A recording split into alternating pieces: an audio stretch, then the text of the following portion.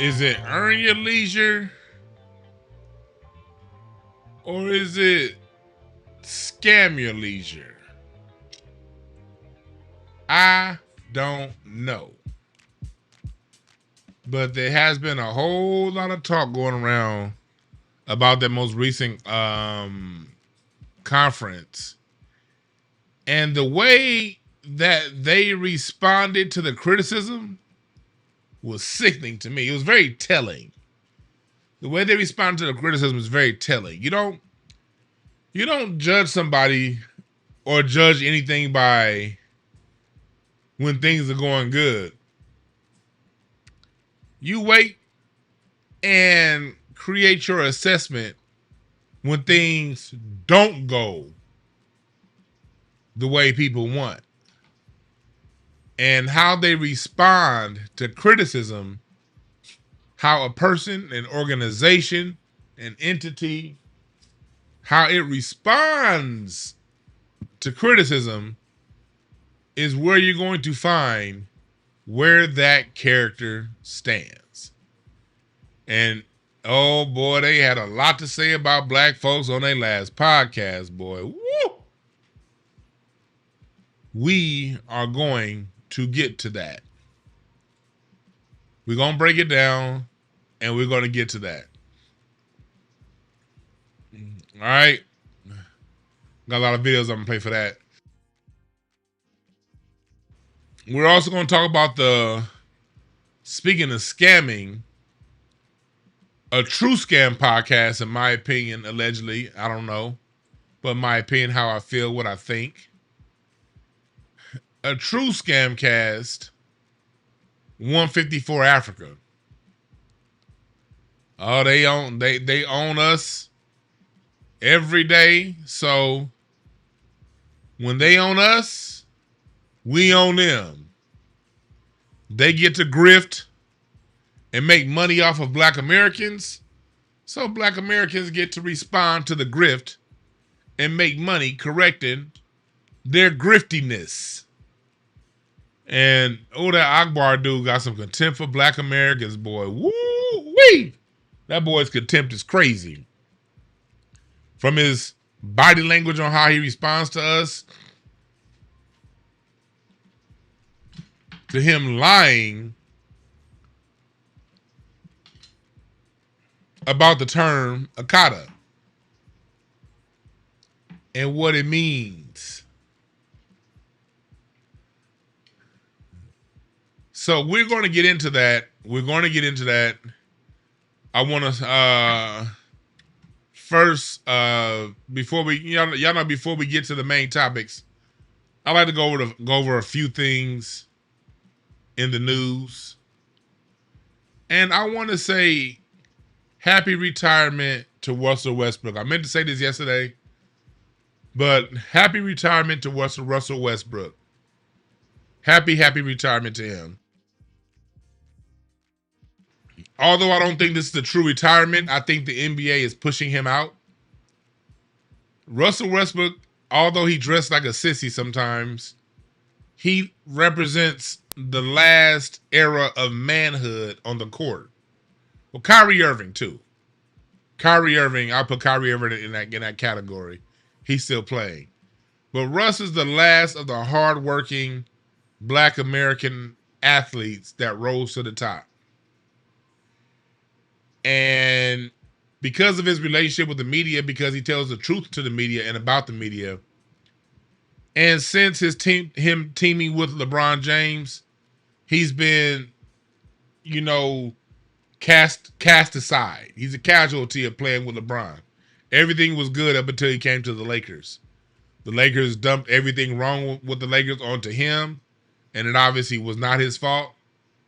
But Russell Westbrook not kissing the ring has led to him getting pushed out of the NBA. I personally feel he has at least 5 more years left in his legs. He still can defend. He still could be a great role player on a team. But I said this years ago on my on my social media. Westbrook, they're gonna do the same thing to Harden. They're gonna do the same thing to Kyrie. The Black American athletes that really push it all the way through, they're pushing them out. You know, they're pushing them out. And he's a casualty of this. Look at this post that I put up yesterday. I'm not yesterday, last year on Facebook. I said the NBA has blackballed Russell Westbrook the same way they did Carmelo Anthony and Dwight Howard. Over the last decade, the league has quietly pushed out veteran players before they were really finished because they don't want vets putting real game in the ears of young players. But Westbrook's situation is different. He's not just another vet. He's a former MVP, and this was back when he was less than 500 points away. He's since become the all-time greatest scoring point guard. I called this years ago that this is going to happen. You know, I called it a long time ago. And this one here is a little tough because I used to, like, the criticism on Russell Westbrook is the same as it's always been. He never learned how to slow the game and control pace. He takes bad shots, and he's a turnover machine. That part of his game he never corrected. I wish he did. But personally, when it comes to Russell Westbrook, for me, it means a lot because I was there. I've never formally met him. I've been around him a lot. I was at UCLA, the men's gym open runs when he came in as a freshman. Him and Kevin Love. I remember when they first went to the men's gym. And if you don't know what the men's gym is, at UCLA they have a men's gym and a women's gym, but they have a men's gym in the summertime. Rico Hines runs they're probably playing right now. Actually, they are playing right now. Well, at 3:00 they get start playing. Rico Hines runs an open run, and in there back then in those days, I would see Paul Pierce, Kevin Garnett, Amari Stoudemire, all the top guys. Magic Johnson started it back in the day. It started with Magic back in the 80s. But at UCLA, all the top NBA players go there to work out. And I remember Westbrook coming in as a rookie. And this was back in the days, like I said, this back in the Paul Pierce days, Baron Davis. Baron Davis had just gotten his contract, $65 million with the Clippers. It was that season. You had, and I remember this young freshman coming in, and I didn't see much there. I saw he was fast and athletic, but I didn't see it. I didn't see it. And then he had his his freshman season at UCLA, improved dramatically. He improved dramatically his freshman year at UCLA. And I was there when he first started. I was at a couple of his UCLA games. I was there his rookie season. This is an image of me. This is a picture I took from the sidelines. This was Westbrook, Harden, and Durant's first playoff game. I was there for that. Russ is off behind Andrew Bynum. You can't see him in the picture. But this was Russell Westbrook's first ever playoff game at Staples Center against the Lakers. I've probably seen Russell Westbrook play live no less than 200 times. Drew League. I was at his first All-Star game. I was there from the beginning all the way to the end of his career. And to see him force out the league like this is a travesty. But that's what the NBA is doing now. The NBA is pushing out the Black American players. They're pushing out the vets that have wisdom. They want them out of here. And Westbrook is a part of that. And so to that, fuck the NBA. I keep telling y'all, the NBA is a circus. It's a clown show. It's fake. It's contrived. It's controlled. It's not real. Russell Westbrook is first on points and assists for point guards. Now, the assist thing is because of the rule changes back in 2016. The freedom of motion rule change is the reason why you've seen assists blow up like that. But they want Jokic to pass his triple-double record, and they want Steph Curry to pass his point guard record. So it's like, instead of letting him stay around another 5 years to push his stats up, they're ending him now so Jokic can pass his triple-double record, and so Steph can pass his scoring record. They want to erase him out of here. They want to erase all of the black male alpha style archetypes out of the NBA. You know, he's part of that last great LA class of players. Him, Kawhi Leonard, Paul George, James Harden. They were all there, you know. So it felt like I was around Russ his whole career. So salute to Russ. Happy retirement. And thank you for showing us all you showed us, man. But yeah, he's getting blackballed, from my opinion.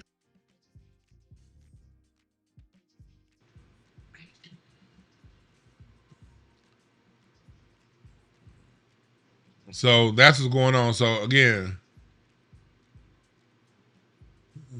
yeah, you can't tell me he couldn't be a backup on the Lakers right now, a backup on the Heat, Miami Heat. He could easily be a sixth man on the Heat. On the Knicks, it's so many teams he could play for right now and help. The Thunder, so many teams he could play for and help, but the NBA is all about getting rid of that black male alpha archetype and the sissified league. They want the league sissified. They like Russell Westbrook when he was dressing like a fucking weirdo his first 5 years in the season in the league. They want that Westbrook, the one I was coming in dressed like wearing goddamn skirts and shit. That's what they want. But shouts out to Russ, one of the greatest players ever out of Los Angeles, California. Yeah, LeBron screwed him over. LeBron screwed him over in a major way here in LA. Letting him be the scapegoat for the failures. And they pushed him out of the league. So all that when people be like, don't talk about LeBron, he a black man. All you cornballs that talk like that, y'all gonna have to deal with what he did to Russell Westbrook. All right. Salute to Russ, man. And salute, like, I'm about to end. It's about to end the basketball for me. I stopped buying League Pass a few years ago. And nowadays I only catch a game whenever it's just convenient because we don't have these Russell Westbrook type athletes in the league anymore. Next story. The 154 Africa podcast. Now I'm gonna get to them. I'm gonna get to 154 last. I'm gonna get to those clowns last. No, I will. I'm gonna play this one from the 154 Africa podcast, and then we'll go back after we do the main story. This is something. This comment here was kind of interesting. Because the person talking is Shinadu Yunaka. Me, him, London Brown, Big Ja, Teddy Ray. We all started comedy at the same time at the Comedy Union. So I've been knowing Shinadu since 2010. He was actually on the first show that I ever threw. He was on it. But ever since I've been talking about FBA stuff, I noticed my man Shinadu deleted me from Facebook, unfollowed me on Twitter. And when we did see each other face to face a couple years ago, he had some slick shit to say about, hey, what's up, Dewan? FBA. Thought that was weird. But listen to what he has to say. And I just want to correct something. I just want to talk about something that he has to say. Our black friends would be, they'll kind of fall into that trap of like not being proud of being connected to Africa. You know what I mean? I should always tell them, like, if Africa was in a position, like a financial position, as like some European countries, you'd be a lot more proud. No doubt. Because you don't understand the history of how things are, right? Yeah. But in college, I was, a lot of my black friends, I was born in the States, they were like trying to be connected to Africa. So I love that switch that happened. Even like now when people do their 23andMe, they're like, oh, I want to do my 23andMe. Like, oh, yo, Chin. I love it. But I'm 20% Nigerian. They get their results. I'll hype them up. I'm like, yeah, man, you are, bro. You know what I mean? Because I'll tell them, like, even like Nigerians, like, we didn't draw those lines. We didn't carve out our country. White people did that. Yeah. So like, I like if you don't even know what country you're from, claim all of it, bro. Word. You know what I mean? Because like I absolutely love that, and I love that for all the heat that 23andMe is getting for all the selling data. That's a whole nother conversation. That's a whole nother conversation. Elon has it. Elon has it all. But Elon's like this. I really feel connected to Africa. Let's go back to that. I'll never forget. One time, me and Chinadu, we had a show in San Diego, and we drove back and forth. Mind you, Chinadu asked me to drive. He didn't pay for it. He didn't put a dime in on gas. Put it like, how do you drive 100 miles in each direction and not offer gas? I don't know. But I remember a conversation that we had while we were in the car, and he was talking about the Black American kids not being educated. This is like 10 years ago. This is before we started delineating. And he was talking about something wrong with the Black American kids, how the Black Americans don't value education.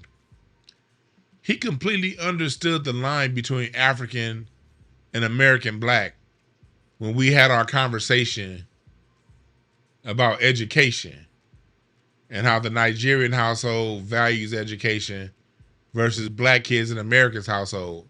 And I tried to explain to him what the school system has done to children starting in the 2nd grade. Because this is when I was working mental health. As a matter of fact, the school that he taught at was about a half mile down from my office where I worked. And this is when I was working in mental health with kids.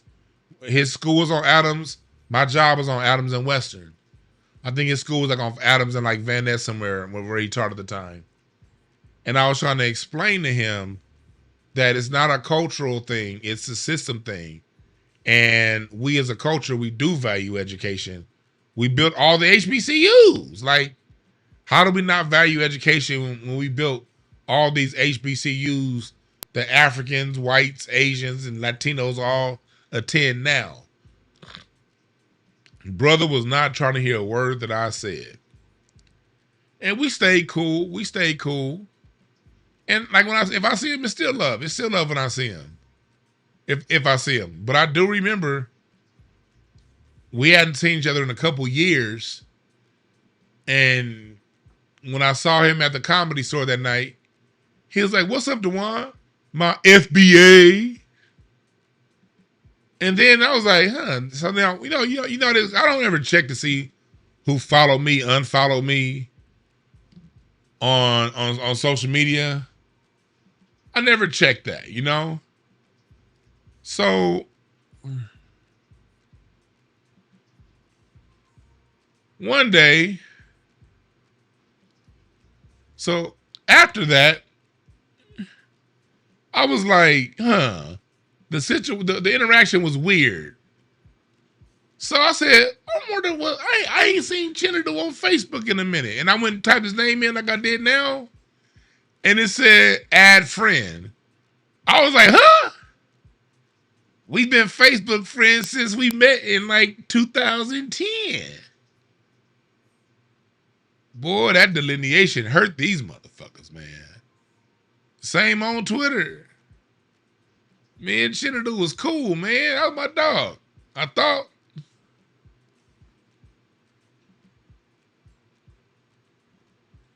Let's see.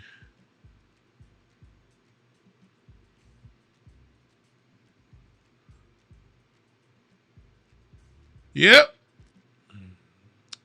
I went back and unfollowed him because we were following each other, but then when I saw a couple years ago that he unfollowed me, I unfollowed him back. Man, we both Laker fans. We used to hoop at LA Fitness after my knee surgery. When I really shouldn't have been playing, I'm gonna go on out to LA Fitness. We gonna hoop. We was boys, but that FBA shit, boy. And that's why I put together FBA because, like I said, he's like, "Oh, my FBA brother," and I was like, "That was weird." I didn't really hit him back. Usually, I hit people back with zingers. I didn't really punch back because it literally will be punching down. I went and looked.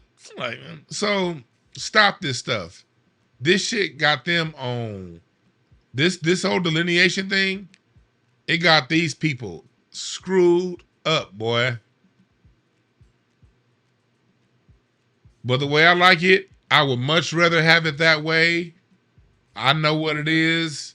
We know what it is. I would much rather have it that way than be some fake shit. I don't do fake shit. So salute to Chinadu, me and him. We used to be hella cool. We was also cool on my end. Me delineating was never personal to any African that I know. It was never personal to any African that I know. But this is the beautiful thing about delineation. They'll let you know quick, fast, and in a hurry if it bothers them. So in the world of comedy, two people that I used to be hella cool with that I'm not cool with anymore, not because of what on my end, but I guess on their end, Chinadu and Ida Rodriguez. Me and Ida used to be hella cool. I don't know. Delineation that had her treat me like Emmitt Smith stiff arm. She hit me with the Emmitt Smith like, woo! Woo! This shit is real.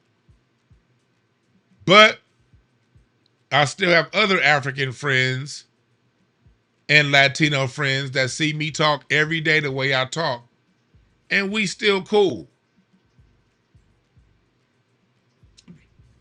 Because we have education. Ain't that right, Rocky? Ain't that right, Rocky? Rocky said, yep. It is real in these fields. I guess we may as well stay here on this topic. Then we'll get to the earn your leisure part. I guess we'll stay here on this topic. What's up, Lady Hotep? What's up, Ben? What's up, Sinister? Everybody. I'm rude. What's up, chat room? Clinton, Vince, Nina, everybody that's in here. Antonio, I just made Durfee. Shayla, I know Shayla up in here. Kamal, C Diggs up in this motherfucker. C Diggs is one of my mods, but C Diggs has no issue saying, DeWine, I don't agree with that. I love that about you, C Diggs. Ariel Smoke, what up, boy? Willie Mays, Wreak Havoc, Sherelle Bryant, Miriam, what up? Kay Guillory, what's up, everybody up in here? Appreciate all y'all. Antoine Films, appreciate all y'all for joining. Kay Guillory said I called him a booty scratcher. I didn't do that. What's up, Donna C? Stacy, salute to everybody up in here. Dre, if I didn't get to you, it's not because I don't love you, but I want to get to the topic. But I appreciate all y'all. But I want y'all to pay attention. This is that 154 Africa podcast. I want you to pay attention to Akbar's body language when he talks about Black Americans.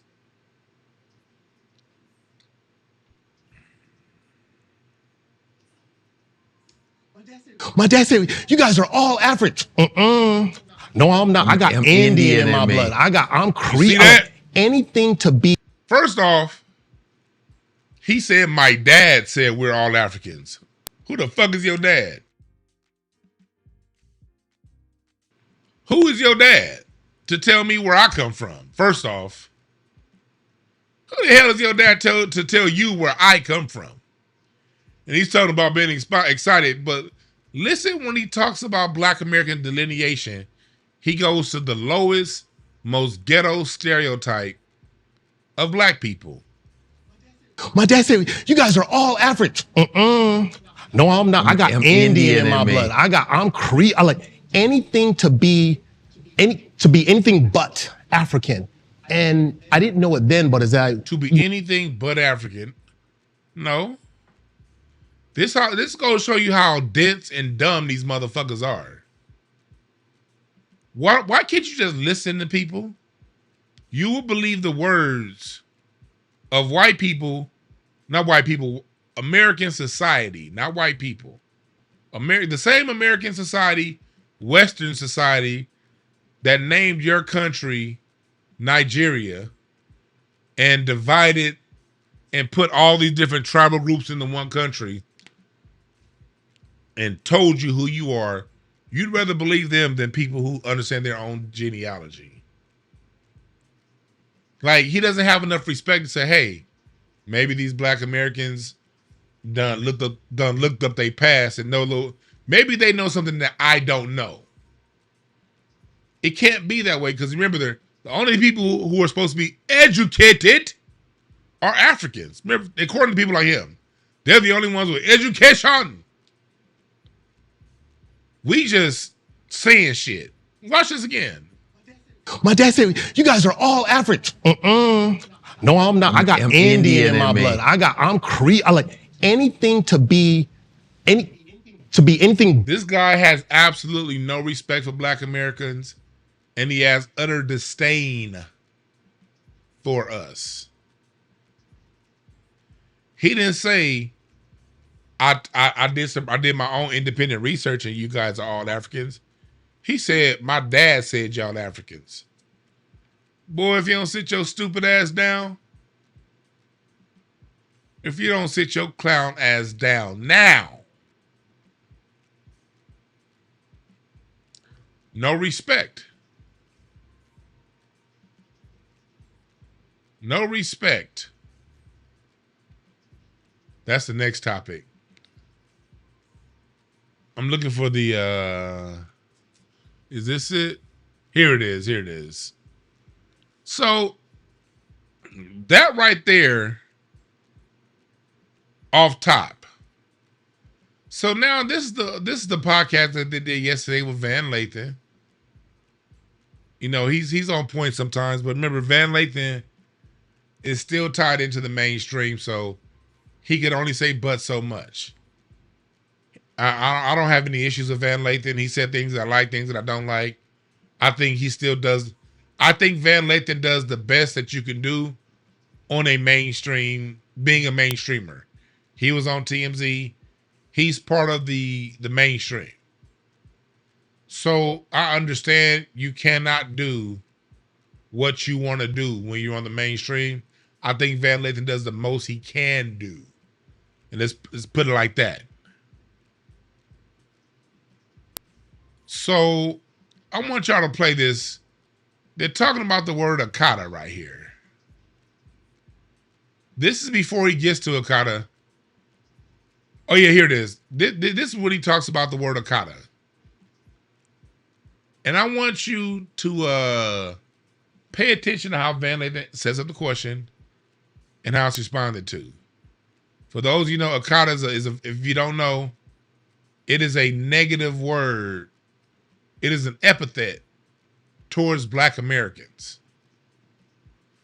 I want y'all to hear what he has to say. We're gonna play for a couple minutes, and then we're gonna get to the rest of it. And I also shouldn't try. What I should try to do is understand that we are facing things in this world that don't know that you're different than me, that don't understand that there's anything different. Right. And those things and the tradition that we establish trying to fight them have to be together. But that doesn't mean, this is the way I look at the diaspora. I think the best way to do it is like the best way to go about this is how do we talk about each other when the other person is not in the room? Yeah. Like how do I talk about my Nigerian brothers, my Jamaican brothers, my brothers from the islands, my brothers from South America when they're not around? Do I talk about them as if they are me? Or do I seek to set cultural limits and exclusions from them? Yeah. I learned a word when I was in my 20s. I'll tell you something, and the word was Akata. Akata. Oh, hey. You know this word, right? Oh, we know it. Oh, we know You it. ever see the original response from Akbar and Godfrey? Just based on their response, you know that the word ain't shit. And look how Akbar looking. Williams, I appreciate the Cash App, my brother. Much appreciation on the Cash App. Much appreciation.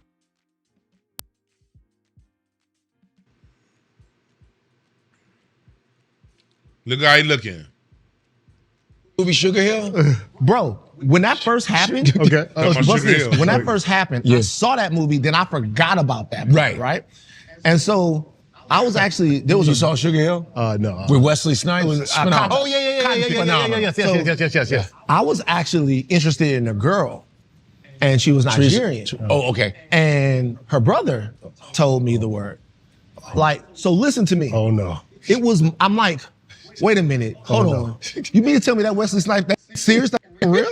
Oh no. I was like, I thought that was for the movie. He goes, yeah, it doesn't mean that, but this is what it means, and this is the reason why you might have a problem getting my parents to like love you and take. Now, he ended up just kind of with me, not being wrong. Listen to the scenario. Van was dating a Nigerian woman, and her brother brings the word Akata and explains Akata to him. And the guy then goes around and explains that this is why my parents may not want you dating my sister. And it was all centered around the word Akata. Not being all the way real with me. Right. But my question then was, why was there a word for the Black American in Nigerian culture? So I caught that the way Now watch him jump in. He about to start lying his ass off. And watch Godfrey's response.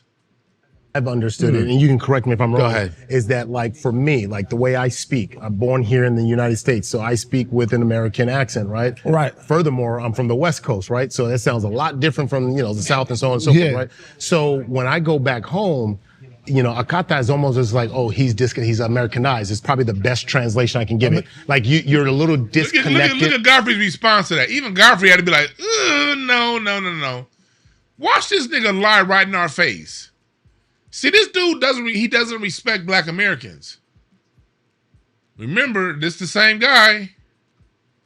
This the same guy when he's talking about Black Americans. This is how he talks about. This is how he uses. This is the body language he uses when talking about us. All African. No, I'm not. I got this guy. The one that talks about us like this. I'm Indian in my blood. I'm Cree. So connect that response to this lie he's getting ready to tell. And watch Godfrey's body language. Akata is almost as like, oh, he's Americanized. It's probably the best translation I can give it. Like Look at Godfrey's face. Look at Godfrey's face. Even Godfrey, who be full of shit, says, man, this is a line. This is a bridge too far. Brother, this is a bridge way too far. Godfrey like, a little disconnected, but it's okay. You're Nigerian, right? But that also, the deeper meaning to that, to me, the layer underneath that is the fact that he wants to go to the layer underneath. Okay. For so long, Africans have been looked at as like, oh, you're the other one, right? Like you're just, nobody wants, you want to be disconnected from Africa because it's poor, it's this, it's all these. You see how he's going way around? He's now, because a long time Africa's been disconnected. What the fuck that got to do with y'all calling us Akatas? Bad attributes. And so that term is going, oh, you've been disconnected from us, right? You've been disconnected, but not in a disrespectful way, but mostly in a way. And it's over the years has turned into this. Not in a disrespectful way. The Van Lathan just explained that his brother, that woman he's trying to date, that her brother said it was a disrespectful term. Van Lathan literally said that her brother explained that word and why that word and how they perceive Black Americans, it would be the reason why they wouldn't want him dating their daughter. This is Van Lathan's this is his experience with the word. And you have Akbar coming in trying to basically say, yeah, that's what happened, but that's not really what happened. The slight little diss, right? Like, oh, it's a gigantic diss. Yeah. Like, right. Because to me, I felt like it was, and you might have your own different opinion on it, but for me, I always looked at it as still looking like, look at Godfrey. Godfrey looking like, look at Godfrey's body language. You see how Godfrey leans to the side? Godfrey went from being engaged, leaning forward like this, to leaning to the side. Because he like, this nigga full of shit. Protective thing, like a protective thing, like I have to protect our culture because the Look at Godfrey's face. Now let's talk about something. Now he's explaining about why Nigerians feel they have to protect their culture. Huh? These ones are coming in, maybe perhaps looking down on me. But here's the last thing, I'll give it to you. When you go back home and you show the respect, and I just came back in April. Okay. I didn't get any of the looks, because sometimes they can say it without even saying it, right? Everybody was so welcoming because there's a respect for the culture, right? And there's not like, oh, you're coming in thinking that you're better than me because you live in America and you know differently or whatever. So there's not that disrespect. And so, yeah, I'll kind of end it there and give it to you. Yeah. But what you're saying is, in an attempt to protect your culture, there was a term that was invented that was derogatory to somebody outside of it that is still black. That's your theory. Right. Yeah. If that's your interpretation. If that's your interpretation, that is why somebody would call you a tether. They would call you a tether for the exact same reason. The term tether and Akata are the same. No, they're not. Now that's where Van Lathan, him trying to find common ground. This is where Van's mainstreamism comes in. The terms are not the same. We don't call all Africans tethers. We call tethers and Africans. Africans who aren't tethers aren't tethers. Africans who come to America, who come around Black America, show love and respect, they're not tethers. And the term tether is to delineate and draw a distinction between those immigrants and tethers. Tethers is a very specific term, and tether was created so that we don't pin all Africans into the same bunch. That's why the term tether was created. So all Africans don't get pinned together. Akata means those Black Americans, all of them. Van himself was called an Akata by this girl's, whoever this girl was, he was dating, her brother, not because he did anything Nigerian or tethered on to anything Nigerian, but just because he's Black American. And this is why they bring, with no disrespect to you, Van Lathan, I'm gonna say this, but no, if this gets played back in the clip, this is no disrespect to Van Lathan. But this is why they bring compromising niggas onto those kind of shows. A compromising nigga is going to say that. Somebody who wants to keep a foot in the mainstream is going to give that exact response. Well, they kind of the same, you know? What Van is saying is real. Like, yes, we created Tether to protect our culture. But it's not the same as Akata because all Africans aren't tethers. All Caribbeans aren't tethers. All immigrants aren't tethers. Just the ones who show a Black face but do things to actively undermine Black Americans. That's a tether. Trying to be Black American. Both terms are terms that are like most racial slurs are seek to denigrate another culture, right? But the reason why they're doing that is because, I'm not saying it's right, but I'm saying they are seeking to establish the sanctity of Black American culture in the same way whomever came up with But then the how term. do you then treat bicultural people? Because I know this because my wife is biracial. Okay. And so I now see it different. His wife is biracial.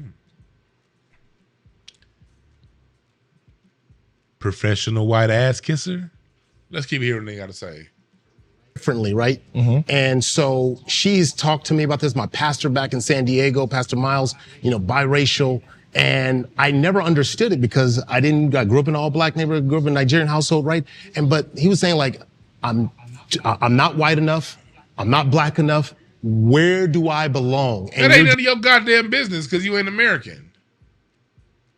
The mulattoes and people who have a white-Black contrast, that we have our own people who have a mixed lineage in America, white and black.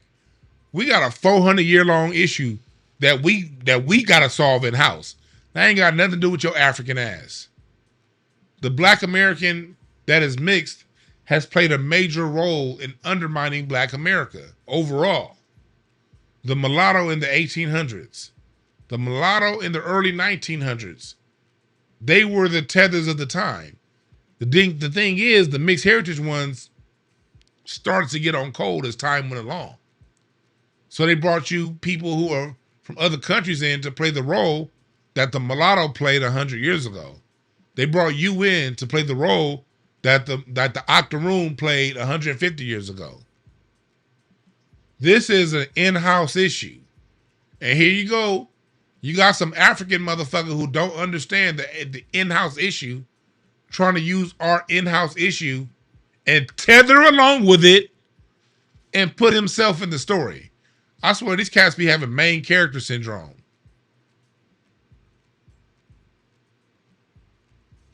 Just kind of get casted away. And so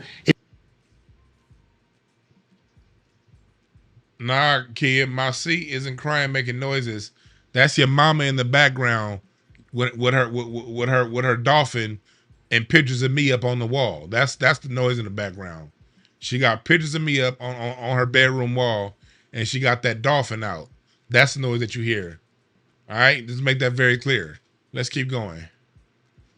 It becomes a very difficult challenge when you're having them. I'm like, yo, like everything that has happened to you here in America in my generation, right? I'm not going back to from 1979 forward. Everything that you've experienced, I've experienced. You can't tell me anything differently, right? Certainly. And so, but then I've also, on a second hand, have experienced a lot of stuff through my parents' stories, through their life, through the way they live and their culture. So I'm going, wait, I just don't belong? No, I'm not saying that at all. This dude is always throwing himself in it.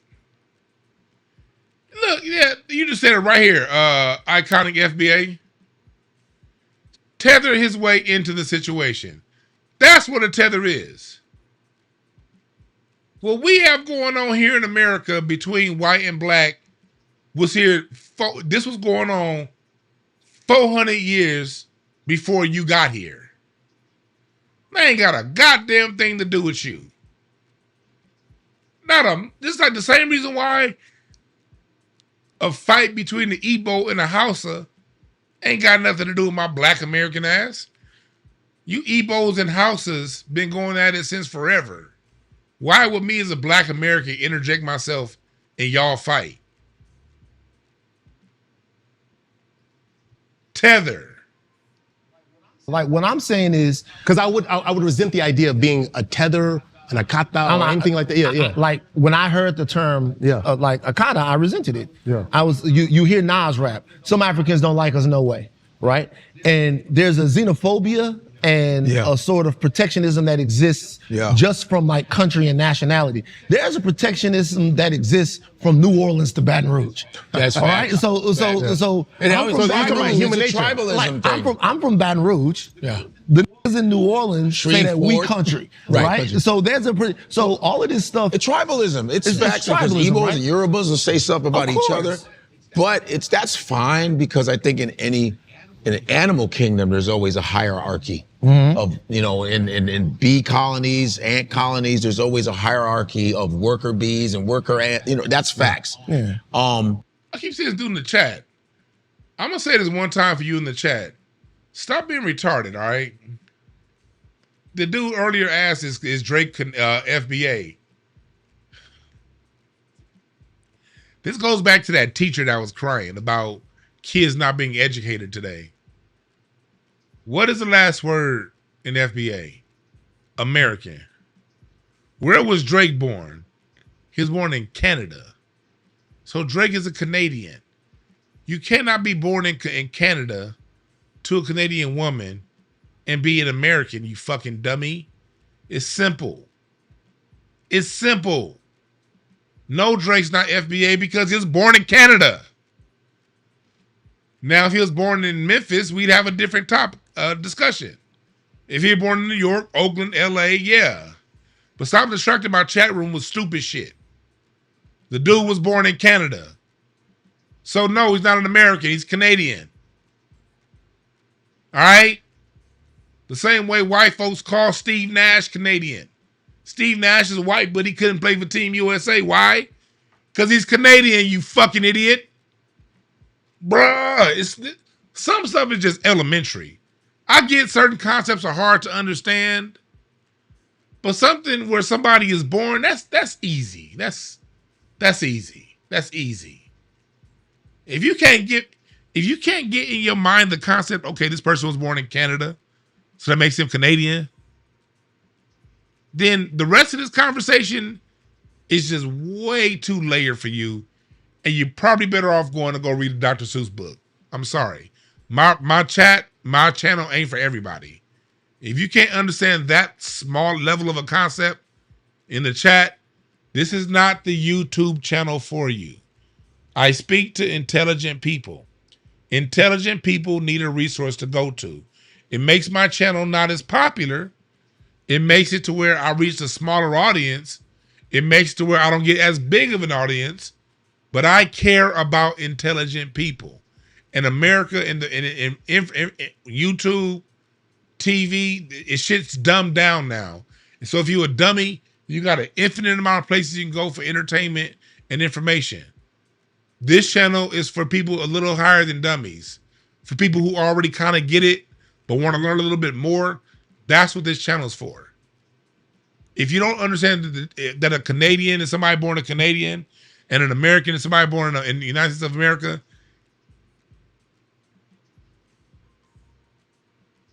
you're just too retarded for this channel.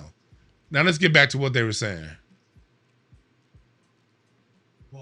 But with this, like with the Akata, like in the movie Sugar Hill, there's a guy that kind of looks like him. There's the guy he's doing a deal with, and he's a tall, bald guy. He goes, and Wesley's like, so what's up? What, are we doing business? I don't think it's going to work. He goes, what you mean? He said, we can't work with the Akata.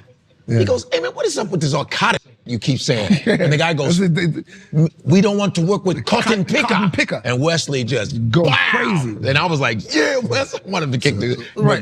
But I was always called Americanized. Yeah. When we went to Nigeria, everyone say you're Americanized. But then they would use Akata for Black Americans. Well, you see, and so almost derogatorily. And so my thing you is, saw what Godfrey just said. They will use Akata for Black Americans. They didn't use Akata for Black Americans who came to Nigeria, getting in Nigerian government positions, and telling Nigerians that they can't have resources. They didn't use Akata for Black Americans coming to Nigeria and getting in Nigerian media and then saying derogatory things about Nigerians. They didn't use Akata in that context. They used it as a blanket statement for all Black Americans. And this is where Van Lathan is too soft to acknowledge that distinction.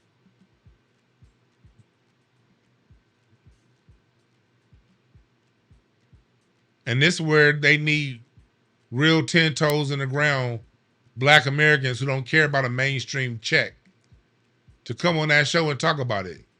But they're not going to do it. Look how retarded this person is. His dad is Dennis Graham. Doesn't that make him Black American? He wasn't born in America, you dumb fuck. God. I know who Drake's dad is. Where was he born, stupid? The only way you can be an American and be born on different soil is if you're in the military. If you're the military born on a military base, you're American.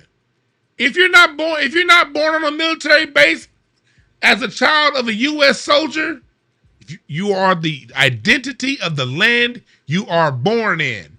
And that goes across the planet. That's not just American. God, you people are fucking stupid. I'm at my wit's end with stupid people. I really am. I'm really at my wit's end with dumb fucks. I'm sorry. I may lose some followers. I'm not losing anything. If you don't understand that basic concept and you block me and don't come to this channel again, I promise you that is addition by subtraction. I don't like dumb people. When I was younger in the 90s, dumb people knew to shut the fuck up and listen. If you were stupid, you shut the fuck up and listen. You didn't turn around and, oh, well, what about this and what about that? Shut up, you stupid fucks. Hey, yeah, chat. Anybody saying that shit, just kick them out my chat room.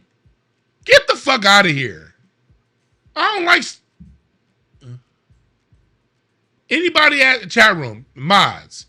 Anybody ask a question about, okay, well, kick them out. They're too fucking stupid to be in this room. I'm sorry. Call me arrogant, whatever. Get them the fuck out of here.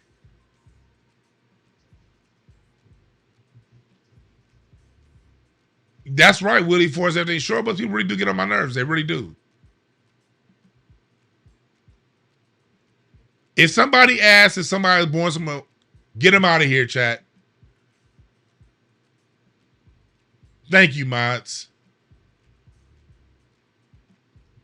It's these base level conversations that we have right here that mess everything up.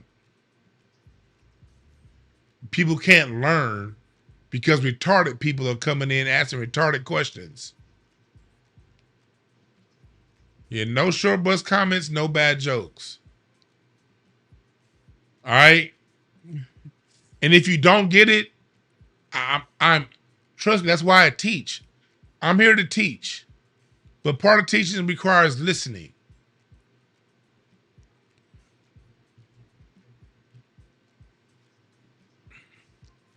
And so there you have it.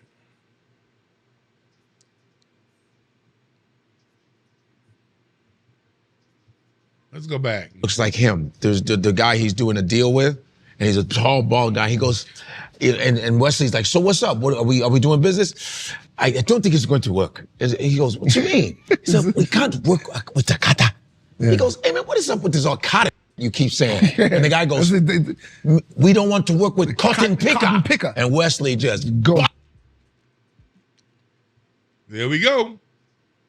And for Van Lathan to draw a comparison between Tether and Akata, that actually does more harm than good, Van. I see you trying to make common ground with these guys, but you trying to make common ground makes things even worse.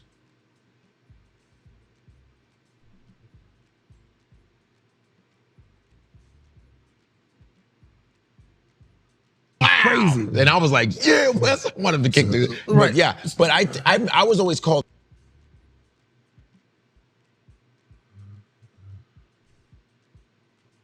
There we go. So that's it, man. You see how they feel about us, and you saw Akbar trying to play us. Akbar trying to play us for stupid. Akbar, you Nigerian, so that means you have education. For all of this education you got.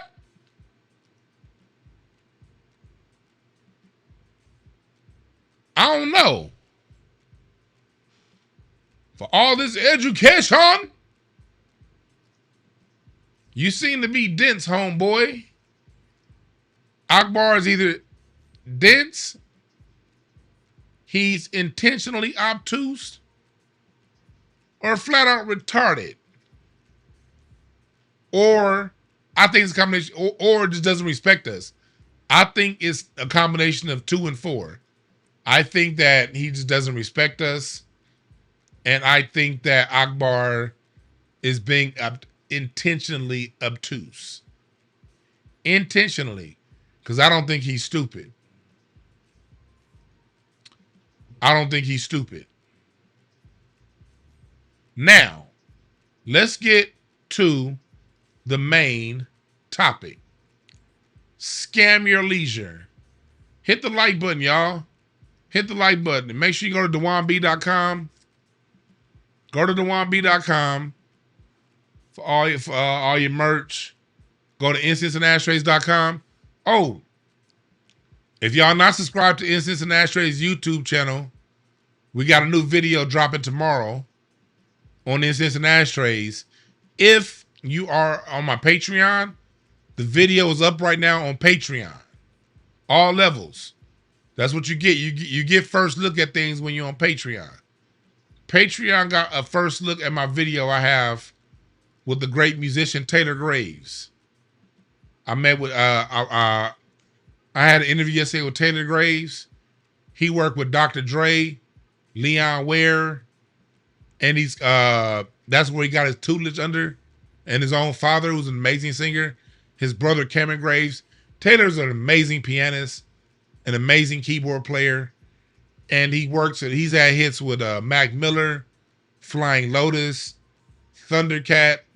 A lot of your music with Thundercat and Flying Lotus, Taylor Graves is right there, bringing sound design and color and piano play.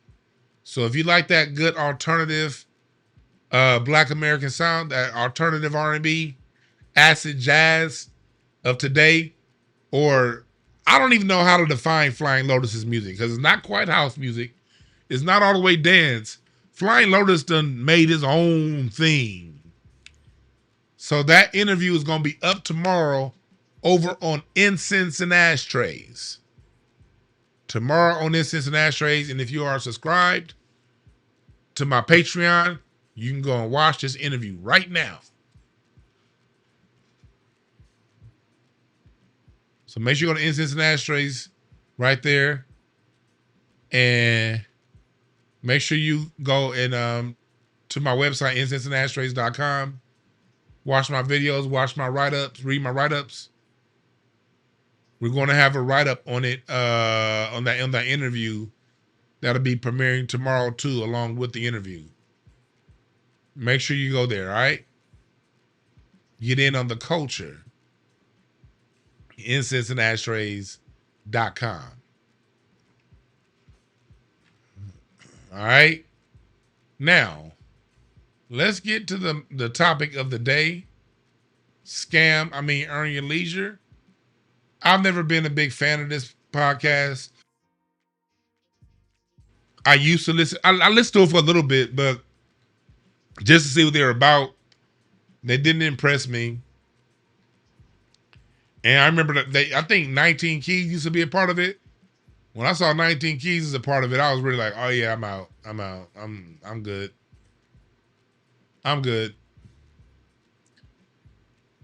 I don't trust niggas with these metaphysical names, and the same reason why I said the other day I never watched Young Pharaoh, because I don't follow any nigga with them kind of names. Your name is Jerome. All them monikers, I can't trust you. But Earn Your Leisure, aka what people are calling Scam Your Leisure, they had a real backlash at black people. They had some very, very, very, very spicy shit to say about black people. And for all you people like that get mad that we call y'all tethers, understand, black Americans have a history of calling out people who use our name, because we as black Americans, we just tired. We tired. We tired of people fucking with us.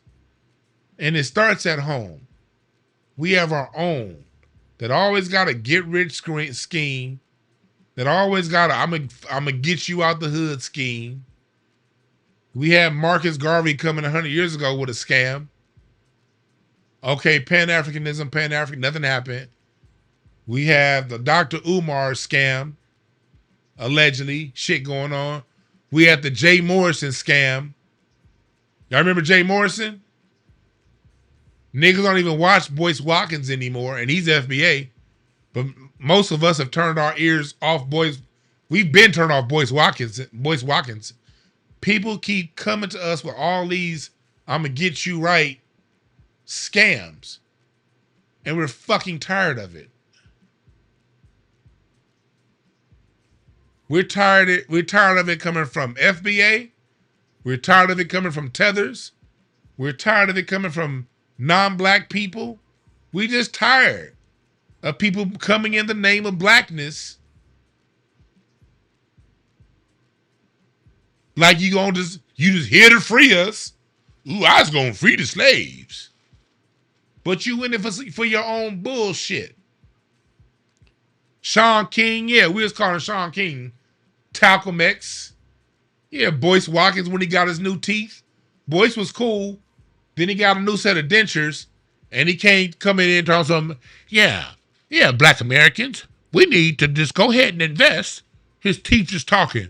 You trying to hear a word? You can't hear a word he's saying. You see teeth.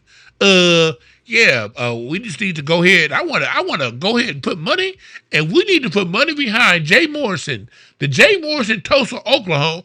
Then we came to Boyce Watkins like, yo man, your boy Jay Morrison, what happened? What happened with the money? Well, black folks just need to understand that we ain't the only ones going around scamming people. White people scam people too. We tired of that shit, man. We're tired of it. So how this happened was, and salute the Pink Book Lessons because she's been keeping me abreast to what's going on. These people went on the Breakfast Club and got mad at the city of Atlanta for not supporting them. And then the mayor responded. Let's go to how this started, how all of this back and forth started. Again, this is from Pink Book Lessons. Go subscribe to her channel because she's going to keep you abreast to all the things that's been happening. Turned into a bunch of whiny chatty patties with DJ Envy and Charlemagne. It could definitely, to answer your question, Essence is locked in with this. This is the guys from Earning Leisure complaining that they're not getting support from the city of Atlanta. City of New Orleans. So Atlanta is home for now. So what is Atlanta not doing to make sure they're comfortable? Because like you said, Essence knows. Atlanta's done nothing for us. And, it's an unfortunate situation, but it's one of these things. I think a lot of times when you're a black entrepreneur, a lot of things are just expected. Like, oh, you got it. Like, you good. Or people know how to find us and ask for money in the city of Atlanta. They ain't got to ask Charlemagne. And this is the mayor of Atlanta responding right here. They ain't got to go to Breakfast Club. I'm not hard to find. So no matter what substantive conversation they want to have, you ain't got to go to New York radio to talk about ATL. Like that sound backwards. And then if you think you trying to start a bidding war, everything in New York costs 3 times as much. And InvestFest is 25,000 people. 20,000 of them live in Atlanta or Metro Atlanta, so they don't use a hotel room, they don't rent a car and all that kind of stuff. So you want to think that your target audience, which is black folks of success and of note, it's Atlanta. Yeah, they set up there running their mouth. That was a very good point because, and salute to Atlanta. I feel the same way. Atlanta got its own thing, and Atlanta has been overrun by scammers from across the world. Y'all folks down in Atlanta, what's his name? Andrew Jackson, not Andrew Jackson. What's his name that built the former Atlanta mayor? Andrew Young. And those guys set up a great infrastructure with Atlanta, starting with their Hartsfield Airport. And they made at the people of Atlanta, the people of Atlanta, the people of Atlanta, the people of Atlanta, the people of Atlanta turned Atlanta from a southern town just there to an economic superpower, an economic superhouse. No, the people of Atlanta are the ones that brought the Olympics there. The people of Atlanta did a whole lot for that city. And post-Olympics, a lot of people been coming to Atlanta and moving to Atlanta and shifting y'all culture. My heart goes out to Atlanta because as a LA native, I've experienced the same thing. We built a culture here in LA only for people to move here and shit on it, scam it, take advantage of it, and then go home and talk shit about the city. So these two dudes did the same thing. I'm not from Atlanta, but I felt Atlanta's frustration being from LA and the frustration I get when the same thing happens. We from LA and we got to hear the athletes and the entertainers and all, you got to be gay and to do all this. And the people in LA are fake and they Then we got then you got Diddy and Jamie Foxx. These niggas do all the weird shit. They ain't even from here. When people will come and be like, see, that's the LA shit.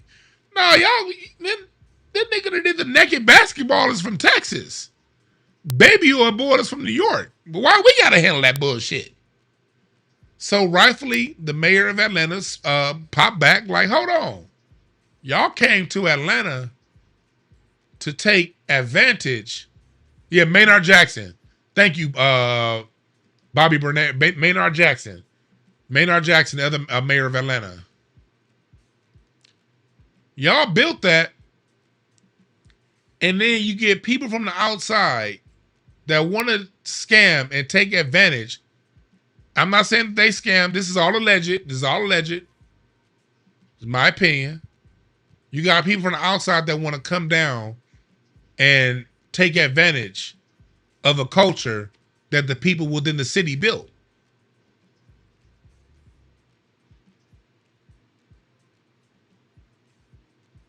So I felt that pop back. I felt it. And basically the mayor was saying, look, don't go way up to New York to complain about Atlanta when all you got to do is call me. And apparently the mayor ended up showing up to Invest Fest, but people had something to say.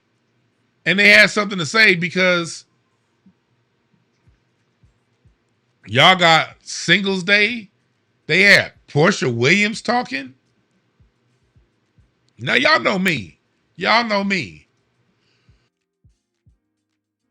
I love watching the Housewives of Atlanta. That's one of my, what they call guilty pleasures. I don't call it a guilty pleasure because I don't feel guilty for it. But that's one of my, that's my dumbass TV of the week, is Housewives of Atlanta. That's my one show that I watch to get the fuck away from everything. It ain't talking about shit. It ain't shit. And I've been watching Portia for 10 years now on Housewives of Atlanta. And Portia got a big booty. She fine as hell. But this chick is dumb as a doorknob. Dumb as a doorknob. And on this past season of Housewives of Atlanta, she had a house that she had that was already paid off. And instead of staying in that house and selling the mansion that her husband, ex-husband had, she moved into the mansion that her ex-husband had. And so it was weird. Like, that's not a smart decision, lady. When your looks wear off, are you going to be able to afford that mortgage? So they took somebody that's that dense and they brought her to Invest Fest. They brought Kendra G to Invest Fest to have a singles event. So rightfully so, a lot of people were complaining about the whole thing. Hell yeah, Portia fine than a motherfucker. Hey, look, I can still criticize a fine woman. That's a fine ass woman right there, boy. Big old booty. I love it too. That's why I like Housewives of Atlanta. Big booties and jokes. That's what Housewives of Atlanta is. Snapbacks with big booties. I love that shit. I watch that shit with my wife.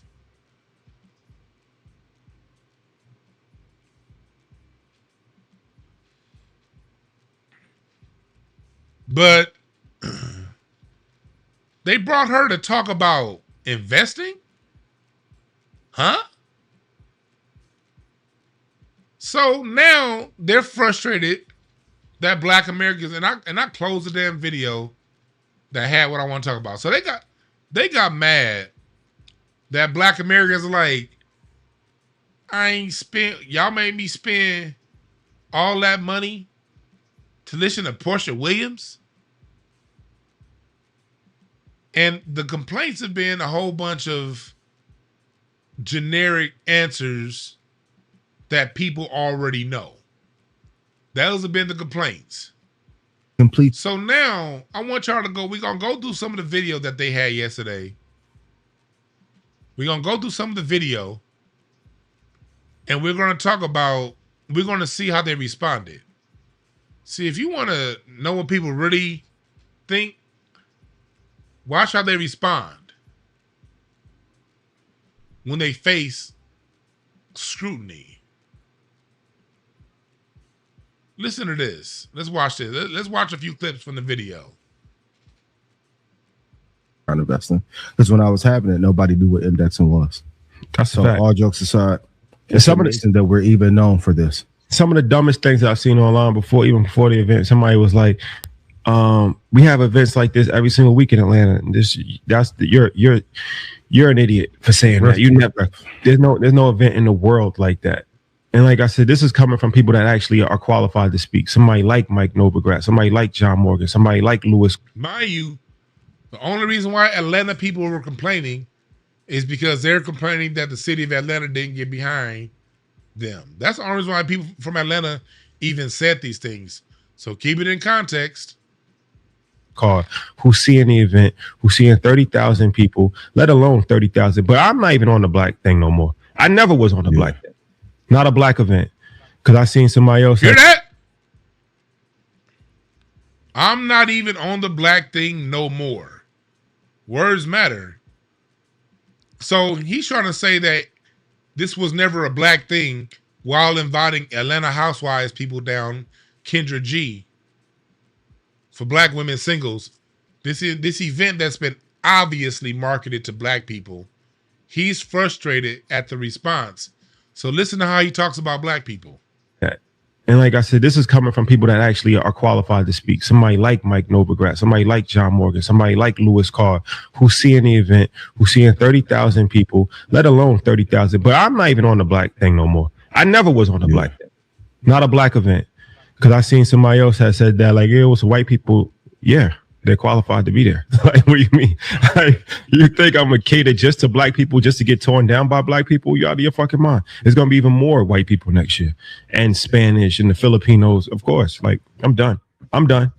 It's been real. Yeah. What y'all for what? The only thing you're gonna do is criticize it and tear it down. And not pay and want to get it for free anyway.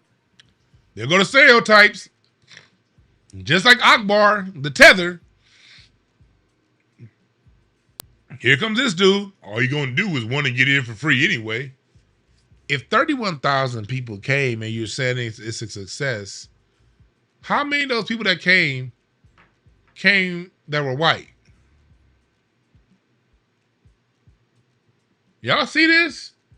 You nigga just going to want to get in for free. They always go with the lowest of low black stereotypes when things don't go their way. They go with the lowest of low black stereotypes when things don't go their way. It gets worse. Rashad, if black people built this, we can't turn backs on black people. No, I'm never. But I'm saying it's all inclusive. Oh yeah, for sure. And so I just want people to understand that right now. Don't ever think that it's not an all-inclusive thing. But it was always all-inclusive from the beginning. People have put labels on you that you yourself didn't put on yourself. Oh, you never called it the Black Investment Conference. Yeah. No, you didn't, but you suggested it was. And people pick up things through the power of suggestion. You bring in Atlanta Housewives, your YouTube is marketed and towards a black audience. And let's just tell the whole truth. White people ain't gonna go to no black person for no knowledge on financial nothing. That's not even how their brains are wired. You're gonna need at least another 400 years before you have a bunch of white people knocking on the door to get information on finance from black people. This is America, Jack. That ain't how this shit work. This nigga really think he about to get a white audience.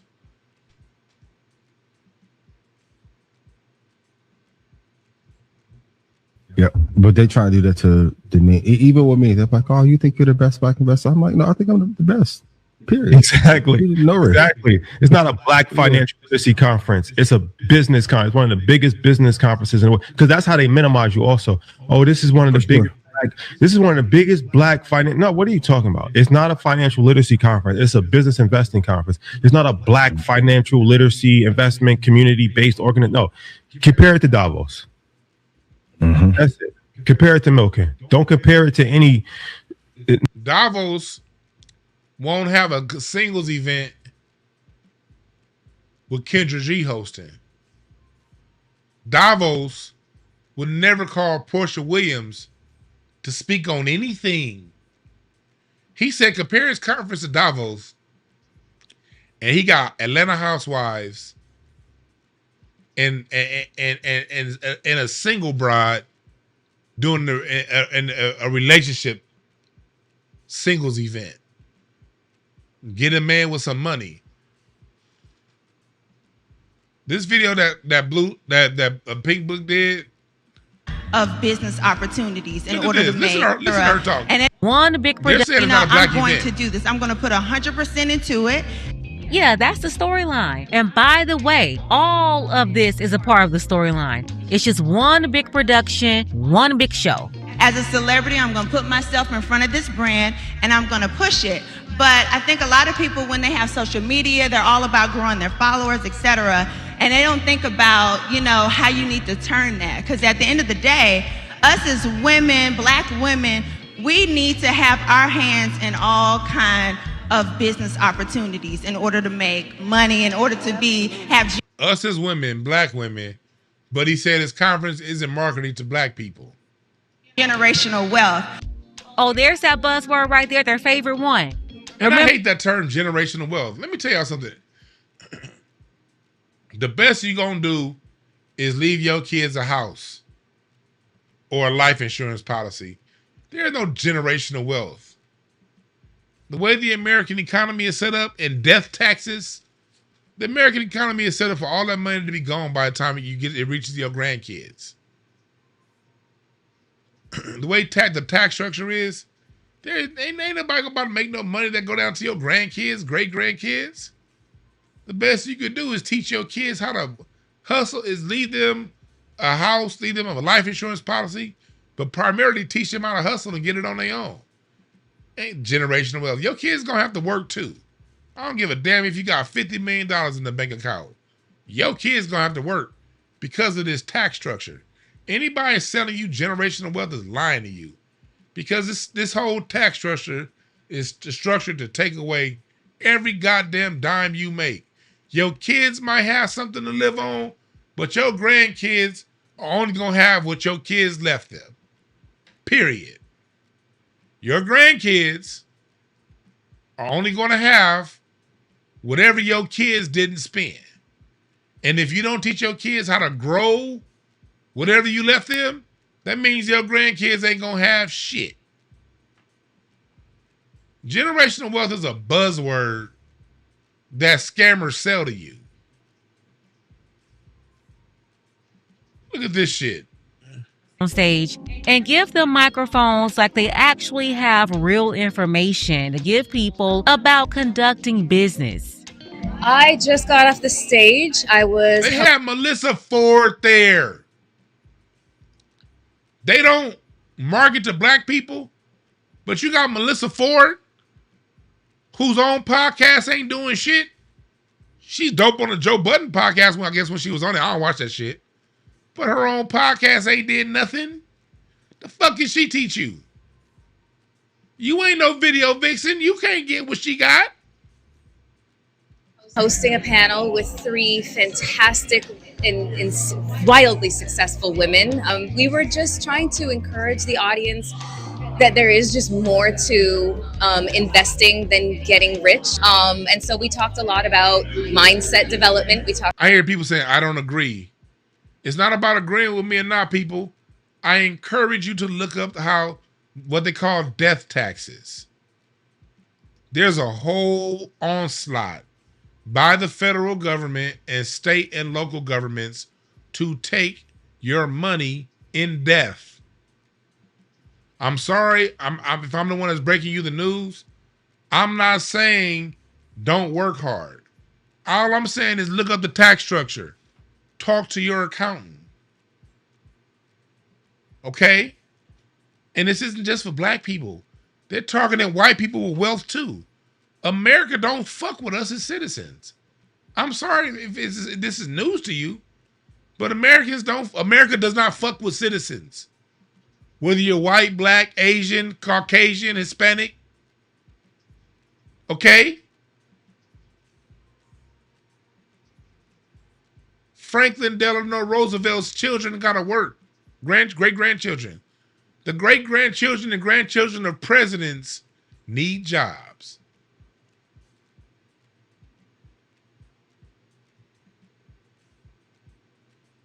If Jimmy Carter's grandchildren, President Jimmy Carter's grandchildren, have to work, what's gonna happen to your black ass grandkids? I don't mean to burst your bubble. I'm sorry if I'm messing up some fantasy y'all have about generational wealth, but there is a target on generational wealth going on right now. Now, I'm gonna give you an example. Even wealthy people, when you use trust, Nina Simone used the trust for her kids. And do you know that Kamala Harris took the administrator, her daughter off, took Nina Simone's daughter off as the administrator of Nina Simone's trust, and Nina Simone's granddaughter doesn't get a dime from her grandmother's estate because of a trick bag they threw up in there? Y'all better pay attention.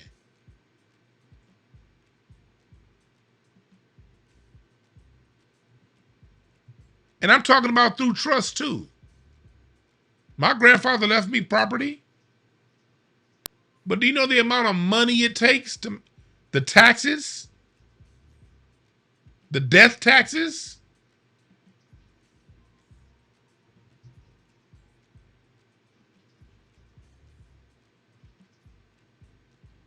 I mean, I want us to get past the buzzwords of generate. I know generational wealth sounds good. It sounds good. It sounds good. You're talking to somebody who's been passed down real estate from two different sides of my grandparents. This ain't new in my family. I got a whole line of family that's never been enslaved and it's always been good. My mom's side of the family, they've always been good. Ain't no slaves over there. Own a whole lot of shit. I got wills going back to 1665 in my family that I can read right now.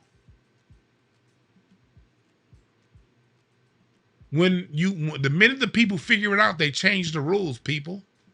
So the best you can do is work hard and leave your kids the most you can leave. But the best thing, no, Nina Simone did not do her daughter dirty. Kamala Harris did her daughter dirty. Nina Simone left her daughter set up. Kamala Harris found a rule, something that Nina Simone's daughter did wrong, technically, and took her off. When you figure out the rules, they change the rules. The best thing you can pass down to your kids and your grandkids is work ethic.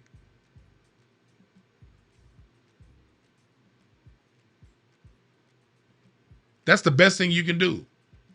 You can pass them down whatever you can pass them down, but the biggest thing you can pass down on them kids is work ethic. You're going to have to get it on your own. You got to tell your kids that, even if you're rich. Because we have a country that targets people who did it right. Period.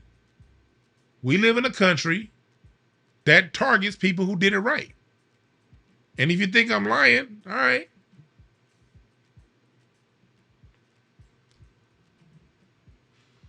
All right.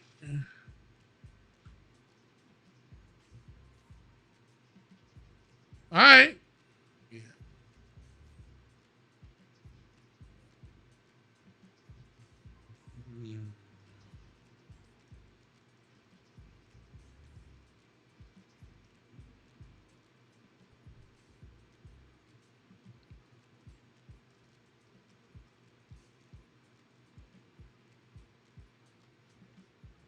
That's right, movie games. we are playing their game. And their game is to tax the shit out of you. And whatever you do get thrown down, you're going to have to learn work ethic. Let me give you an example. Capital death taxes, in other words, capital gain tax. At the federal level, estate and gift taxes are connected. Large lifetime gifts reduce the amount a person can pass tax-free at death. For 2026, the federal lifetime exemption is $15 million per person, with top estate tax rate of 40%. 40% taxes. 40%. There are provisions through trusts, but when you're dealing with trusts, you're dealing with technicalities. And oftentimes when you're dealing with trusts, you're going to have loopholes, and you're going to have to make moves that's going to require you to do things around those trusts. I'm over here trying to talk to some of you niggas. I'm somebody who got 2 grandparents that left something. I know the fuck I'm talking about. They did trust. Like, dude.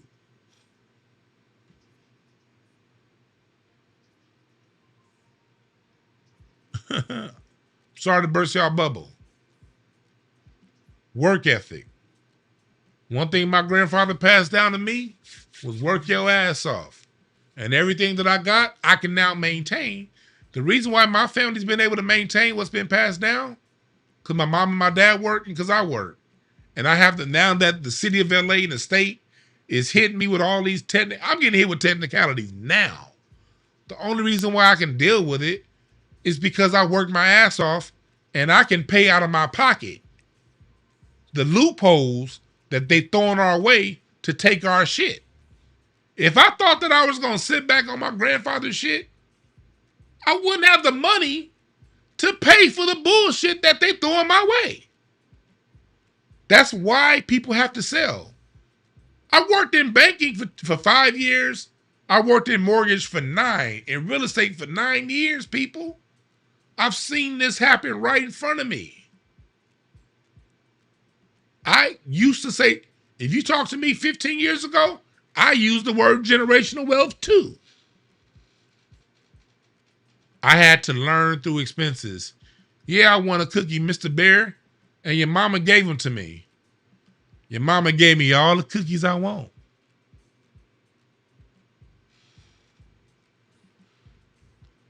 I'm just trying to speak to niggas from experience, what you got to watch out for.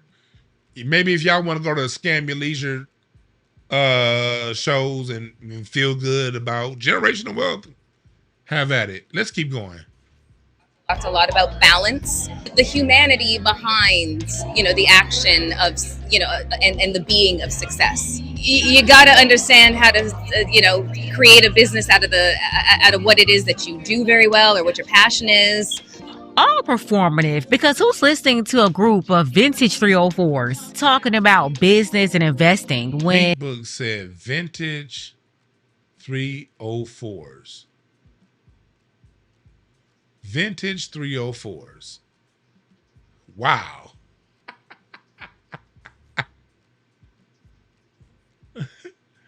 Damn.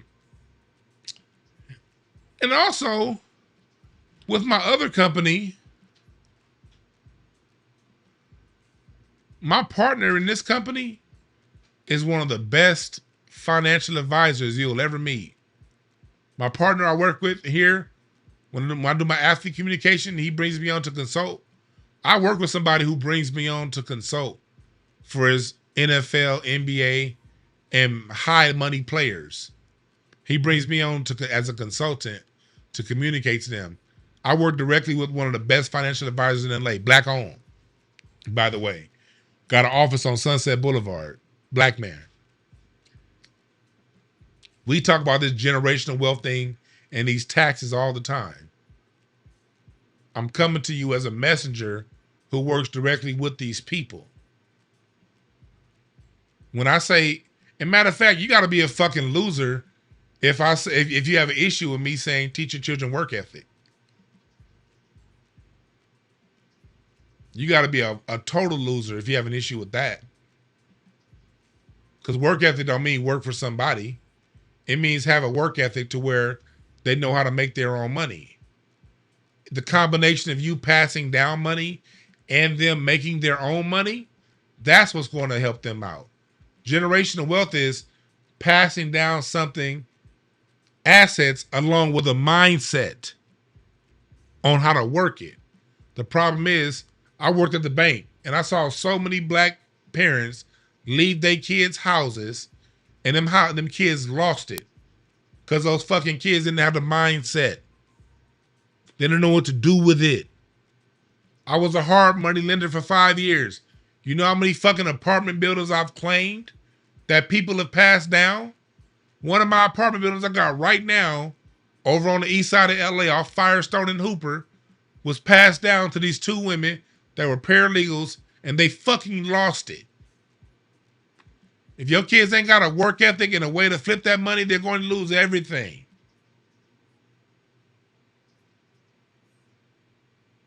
Happens every day. Don't listen to these people talking about generational wealth, generational that, if they're not giving you a way on how to maintain it. Because your loser kids are going to lose it.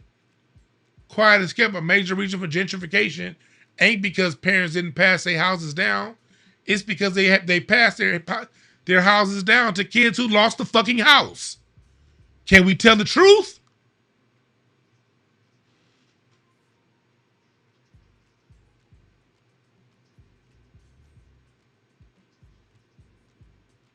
And when you set your things up in accordance with the current tax rules, guess what? In 5 years, the rules are going to change. And 5 years after that, the rules are going to change again. And 5 years after that, the rules are going to change again. And 5 years after that, the rules are going to change again. If you're not ready for that reality, then you're definitely going to be one of those people who lose whatever your parents give you.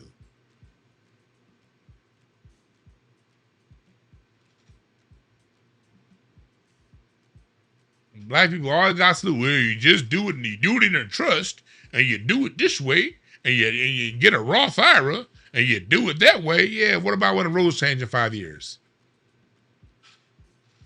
20 years pass, the rules change 5 different times. And if you ain't ready for that, you're going to lose everything. Thank you, LA Double Breeze. Thank you, thank you, thank you. Generational wealth is just a cliche that scammers use to make money off y'all. I'm just trying to give y'all a warning. You're right, sooner than 5 years sometimes. 20 years go by, the rules done changed 6 times.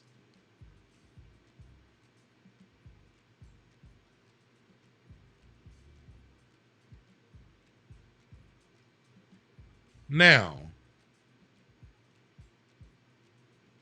let's get into some more bullshit they said. Right, wealth is not guaranteed. That's another thing. You can have your money all set up. Who remembers Too Big to Fail, 2001? If you're older than 30, you lived through this. If you're older than 30, older than 35, you lived through Too Big to Fail. You saw what happened with Enron. People had money set up for them and their kids, and they lost it because of these jokers up top playing with your money.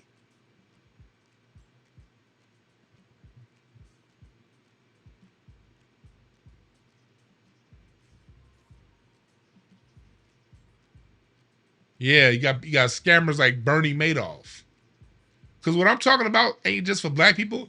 This is how white society treats its own children. They're not really targeting us when it comes to these rule changes. They're targeting their own fucking kids. Now let's get to this last part. Percentage of people that you think lost love because of a distance. Like, have you ever met a soulmate or somebody that you vibe with, but it's just in passport bros? But when you get traveling international, you may just have a time of your life and meet somebody like, okay, then what? If you ain't been invested, hate movement to destroy any level of business or entrepreneur shut down. And I saw something online where somebody was like, yeah, we got camp out of here. This, that, Area 28 is next. We're getting all these clubs. I don't know what this online like hate movement to destroy any level of business or entrepreneurship or black business that you taking pride in it. If you don't like the business, don't patronize the business. Don't support it. But I'm gonna be honest. I know JR and Big J can't say nothing. But y'all who hating, they didn't need y'all support. They lit worldwide.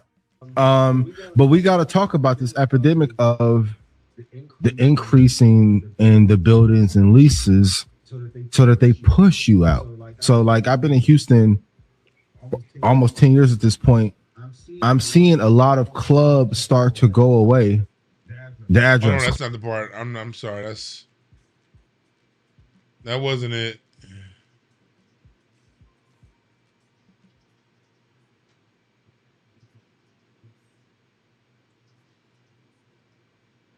I think I played the part I want to play with them talking about black people. But I want y'all to notice that. But all jokes aside, how wonderful is it that we're known for this? I was here in 2007. The thought was, how can somebody be the new BMF in 2008, 2009, 2010? It wasn't a conversation around investing because when I was having it, nobody knew what indexing was. So all jokes aside, there was a conversation around investing back then. If you were around back in the 90s, y'all from other places.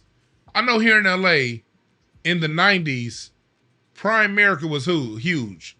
Press the number one if you remember Primerica. If you remember before they got bought out by Citibank.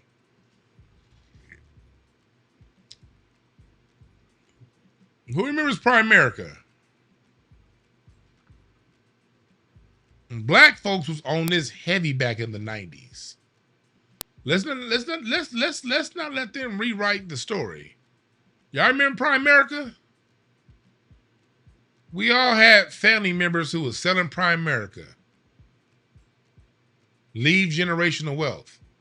The reason why I'm equipped to talk about this conversation, because I personally started investing in Primerica when I was 14. And that was the talk back then. Generational wealth, generational wealth, generational wealth. And the only thing these people want is your fees. They want your money so they can charge you fees. Please leave your kids something. I'm not saying don't. Damn, Rafisi, you said they got you for 20 bands? Damn. I remember I had money in Primerica that I started investing in 15. And 2007 came, 2000, sometime around there. I came upon like real financial problems, financial issues. Mind you, between 2001 and 2007, the economy did this. I mean, this is before the George Bush crash of 2008. This is before George Bush's crash. The economy did this. Then my Primerica did this. The economy was going this way. My Primerica was going that way.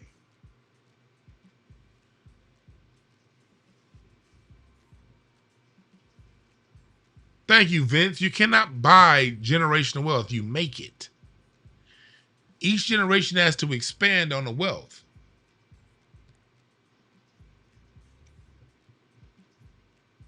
And we as black people, we get hit with these scams over and over and over again. So when you see an Earn Your Leisure come around, it's like, okay, what's now? What's next? What's next? We have events like this every single week in Atlanta. You're an idiot for saying that. You never. There's no event in the world like that. And like I said, this is coming from people that actually are qualified to speak. Somebody like Mike Novogratz, somebody like John Morgan, somebody like Louis Carr, who's seeing the event, who's seeing 30,000 people, let alone. But you know, let me call my last. The hate comes with it. But like I said, it's one thing. You know, one thing that you're going to notice if you ever do anything for black people, you're going to get crucified. But it's a lot of love by non-black people that are paying black people to attack a black platform. It's a lot of that too, and we can't talk about it. I'm a marketing guy. I know when a paid campaign is being put together.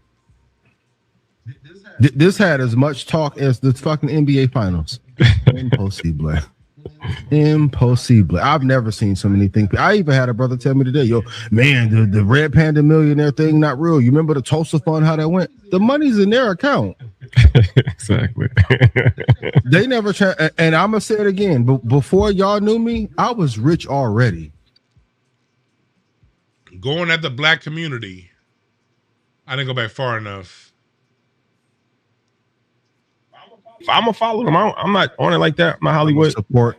But if you're a hater, you're gonna get treated like a hater. I'm not catering, and that's anybody. Whether you're a hater, an influencer, if you're a hater, or if you're a regular person in the comments. Like before, people like, you need a PR specialist. You shouldn't be going in comments. Why?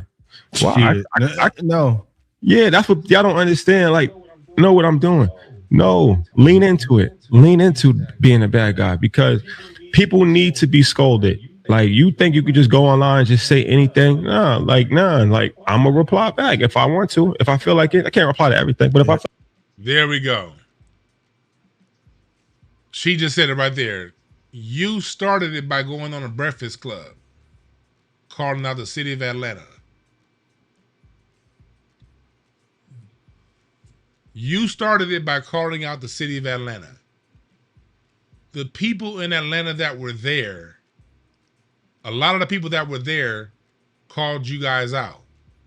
And when you have Portia Williams, Melissa Ford, Kendra G, what the fuck do they have to do with money? A scam is when you get, and I just say alleged. I wasn't there.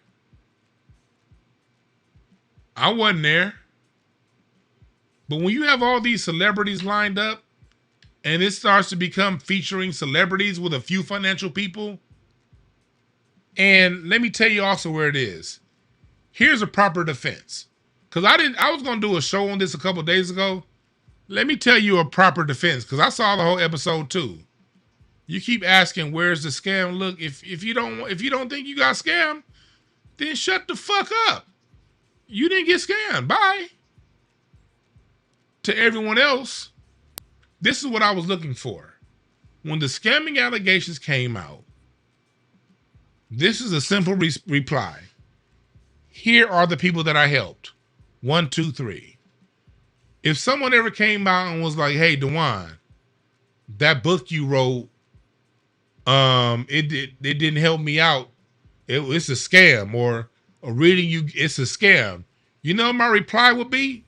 My reply wouldn't be, "Man, fuck black people. I ain't gonna do no more readings and no books for black people." You know what my reply would be? I would hit up Star, one of my mods. She was here earlier. I don't know if Star's still in here. I would hit up one of my mods, Star, and I would say, "Star, tell the people what my book helped you do and what my reading helped you do. Show the people how my advice, how it took you into being a registered nurse." I have people that I can call to say, "Hey, Dewan, they're calling me. People out here is accusing me of scamming." I got about 40 people I can call right now. And I got 3 top people in my head right now that I can call. How did I help you? Was this a scam? With verifiable proof that here she is, Star, right here. The person keep asking what a scam is. Here she is right here, Star. If someone ever accused me of scamming on what I do and my advice that I give out, I would just call Star and say, "Star, tell them your story."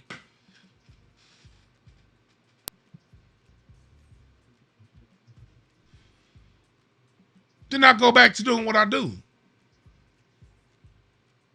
I understand everybody ain't going to agree with what I do. What I do isn't going to help everybody. There are going to be some people who don't get nothing out of what I do. That's just life. But I'm not going to attack Black America. That's the scam. And if you're too fucking dense to understand that, that's your problem. When you're accused of something, you don't attack a group of people. That's the scam.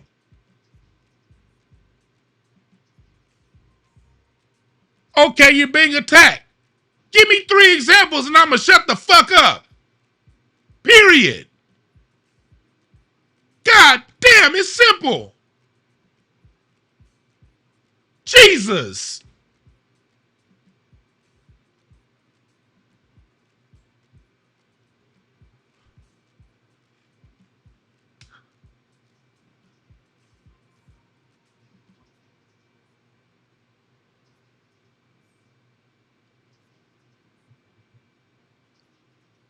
Because the advice that I give, I don't tell nobody they can be rich. I don't tell nobody you don't get generational wealth. All I do is try to point people in the direction of how to find your best from within and how to cultivate your own skills into ways of making money for yourself. That's all I do. And I have a long line of people I've helped do that. Are there some people who I've given advice to and it didn't work? I'm pretty sure. None have come back to me saying that, but I'm 100% sure there are people I've done work with and it didn't work out for them. I'm 100% sure. That's just life. It happens. But I'm not going to castigate a whole community of people.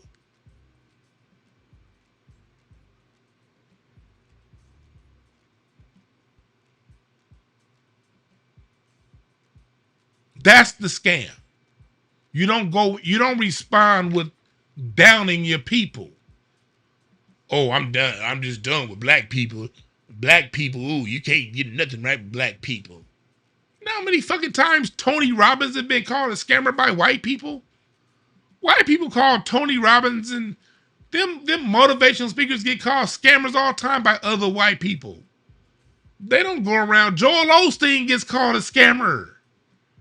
Joel Osteen, man, especially after that when he closed the church doors at that hurricane in Houston, Joel Osteen didn't say, oh, man, fuck white people. He like, no, okay, it didn't work out, but here's 10 people I did help. And then from there, people can decide whether they want to roll with you or not. And if they don't want to roll with you, it's fine. Cool. Nothing wrong with that. Nothing wrong with that. You can't help everybody. Gary Vee, yeah. People call Gary Vee a scammer. Gary Vee just responds with, hey, look. He'll just play a video of people who've dialed in and say, hey, Gary Vee, you've helped me out a whole lot. That's all Gary Vee got to do. He don't go around saying, man, fuck these white people. And if you're too fucking retarded to understand that, then you deserve to get scammed. Be like Boosie. Only did Dave Ramsey. Yeah, Grant Cardone. All these people have been accused and have done things. And I'm sure if my profile gets bigger, I'm sure there are gonna be things that I do that people are gonna be like, I don't feel like I got my money's worth. And I'm gonna be like, hey, you can't get everybody. I'm sorry. But I'm not gonna attack every black person because of it.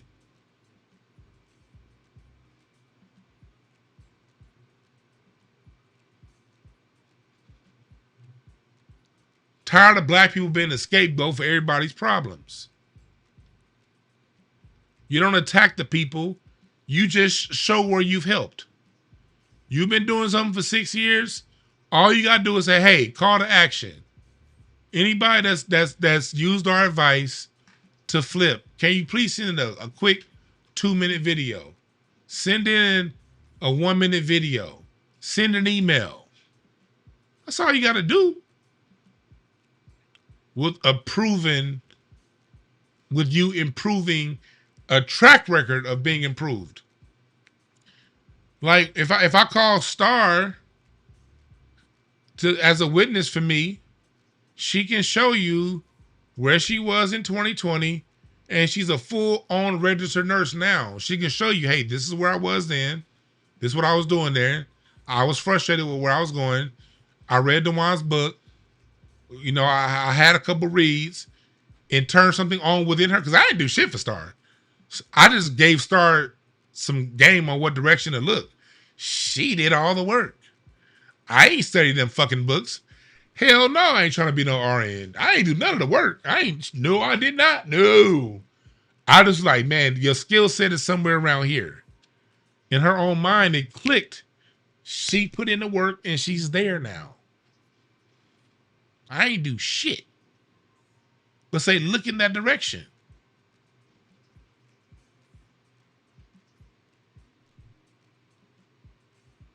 Appreciate that, Brooke.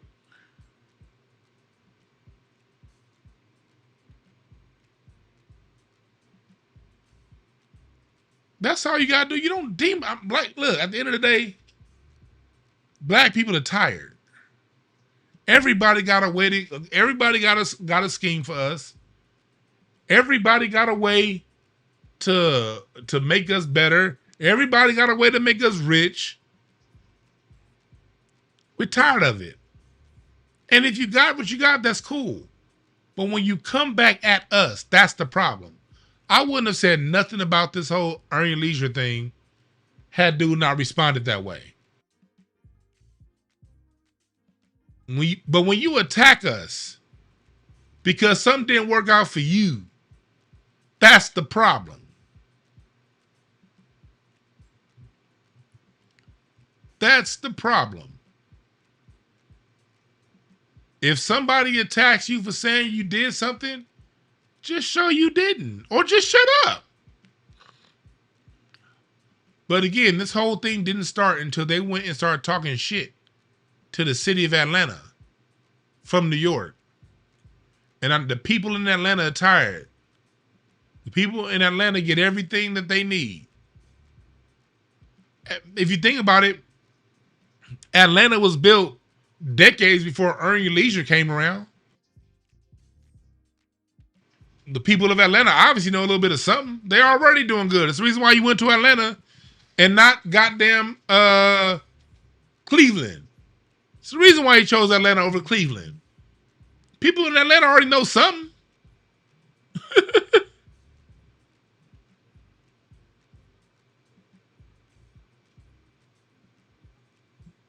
The people in Atlanta already know something.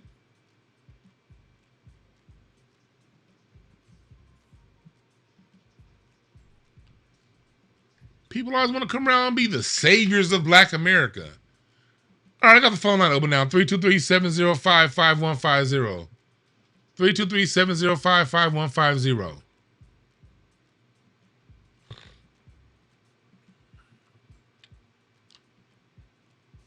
Check out my story on the pre-cool roots of Bronx hip-hop, the roots of rock, pop, and rhythm and blues. Check out these articles I have right now. That I have right now on Incense and Ashtrays. My bad, Dub Deuce. I should have used a different city than Cleveland. My bad.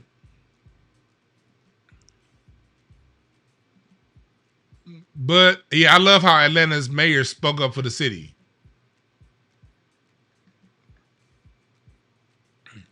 I don't know I don't know much about that new mayor in Atlanta. But when he said he still has his same phone number, I was like, I rocks with it. What's up, caller? What's your name? Where you calling from? Hey, Dewan. This is Stacy from Sacramento, California. Hey, what's up, Stacy? What's on your mind? Okay. So what I wanted to say is they are a scam. My ex used to talk about Earn Your Leisure all the time. He even went to one of them conferences. And one thing I think about with people who get scammed, I think you mentioned it before, and I know somebody else I talked to mentioned it. They say that these people are not going to come out and say that they get scammed. It's the arrogance. They don't want to let people know that they're wrong in their judgment. This fool he went to one of their conferences, and I remember he would pay my credit card bill for me. So I let him use my credit card to pay for one of them courses they were selling. And I said, hey, so the next month I had got a attempted charge. I would lock the card. I said, hey, why are they trying to charge my card? I said, is this a monthly thing, or is this something they just, or is it a one-time thing? He was supposed to be a one-time thing. I said, and why do they keep trying to charge my card? I said, every so often they would send something. It was like $500 they kept trying to charge. And then I was thinking, these people are scamming. I said, you need to call and tell them to stop trying to charge this card if you already paid for the course. So I don't know what happened, but I ended up just shutting down the whole card and getting a new number. So yeah, those people are absolutely a scam. And then these little trollops they got that they putting on there to try to promote it, just trying to get somebody's money.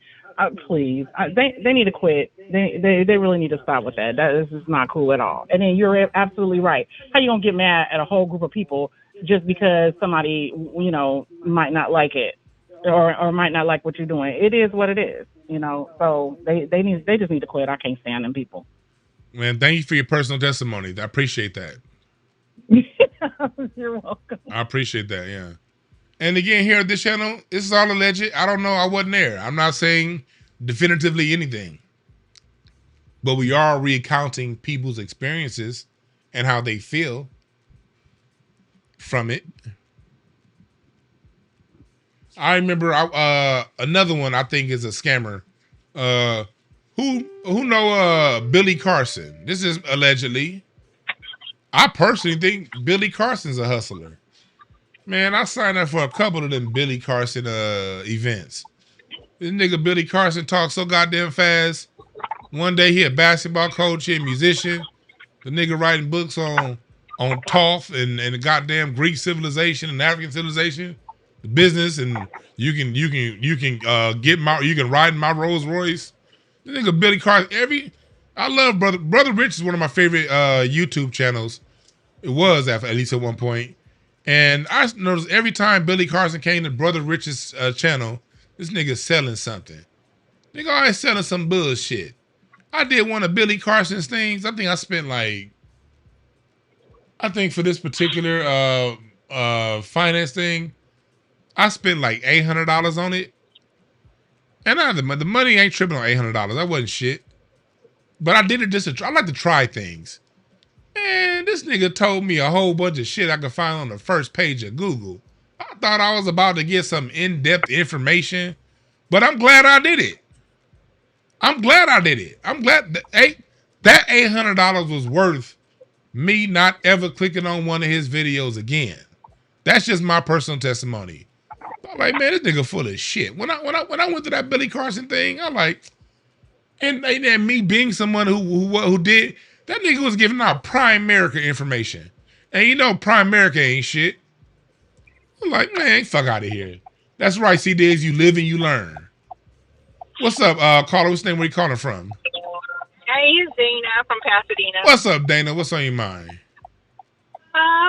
Thank you for doing a show on your leisure. I think it's timely, but,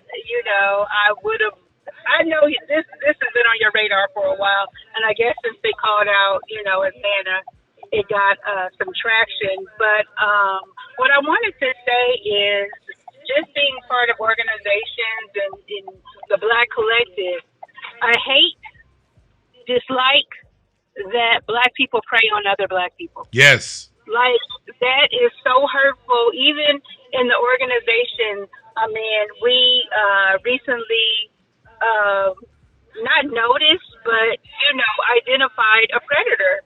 Like, he was preying on us. He was part of our group. He was down for what we were down for, but he was also preying on a couple of the members in the group. And I know you don't follow Michi X, but 2 years ago, she called out Earn Your Leisure about their investment. She was like, she called up the one with the real New York accent. It's really heavy. I don't know what his name is. Right. She called him out. I think the one that was the basketball coach during the pandemic, and then he had his investment, information. But anyway, she called him up and she was just questioning him, like asking him, like, what's going on with InvestFest? What are you guys really doing? Is this really helping people? Are people really, benefiting from your information? And she was like, you're walking around in pajamas at InvestFest. How serious is this? And he just, she kept questioning him, and drilling it down. And he came out and told her. He was like, no, it's like propaganda. Yeah, it's let's give service level information and information that people, if they're too lazy to go to the first page of Google to look up, let's charge them $1,000 to give it to them.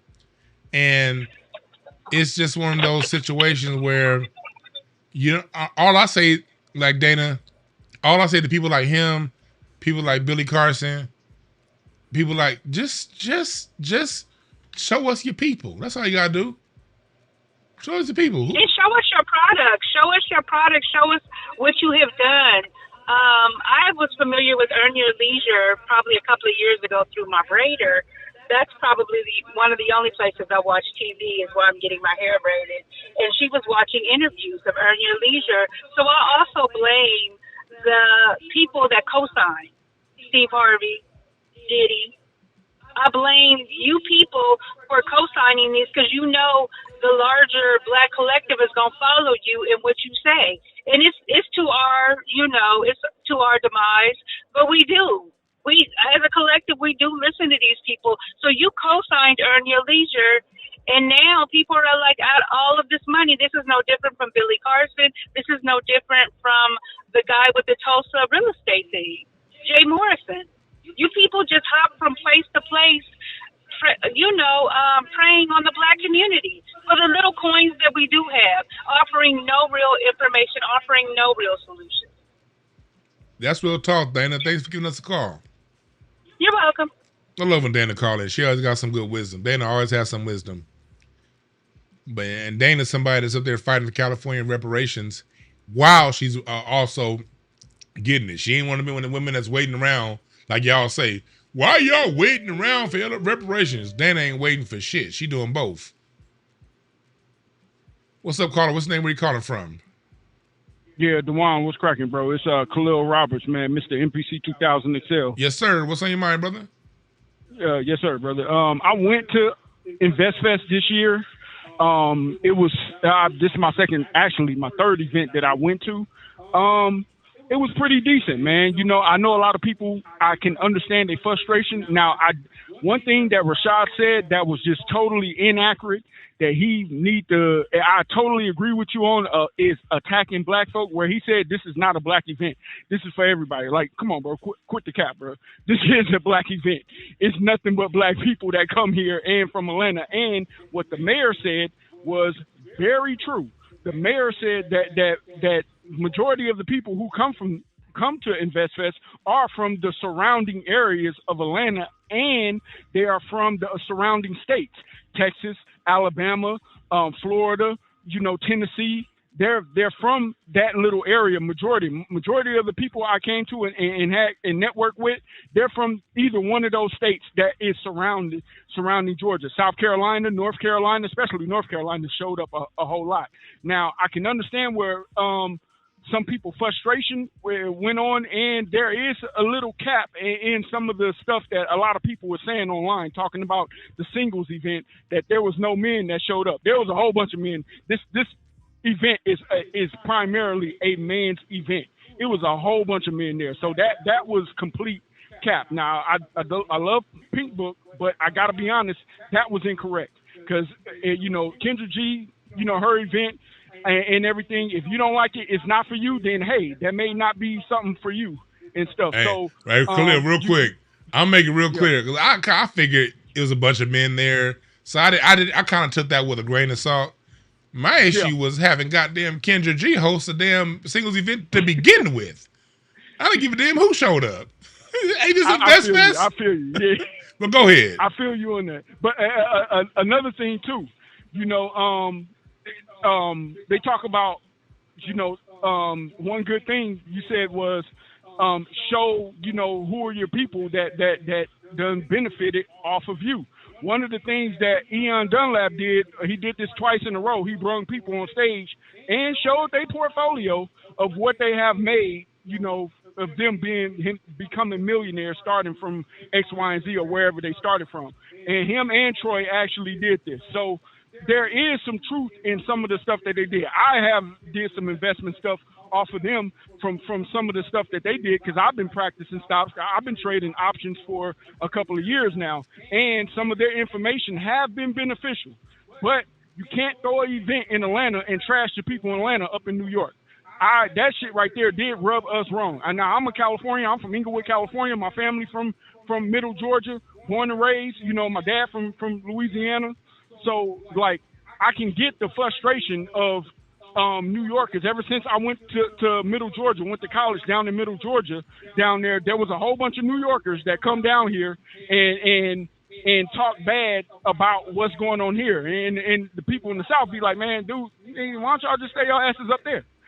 So I would want to say that in behalf of them and everything. If you don't rock with them, hey, I understand it. I'm not here to defend them. I'm here to defend myself for what I saw and what I've learned and what I have gained from that. So that's all.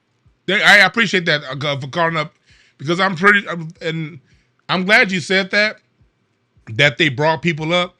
And that would be my advice to them. Don't attack all of Black America when Black America is very sensitive right now. We just coming off Jay Morrison. We just coming off all kind of other shit. Black Americans are extremely sensitive. Just show your people and move on, but don't attack us. That's my point of view.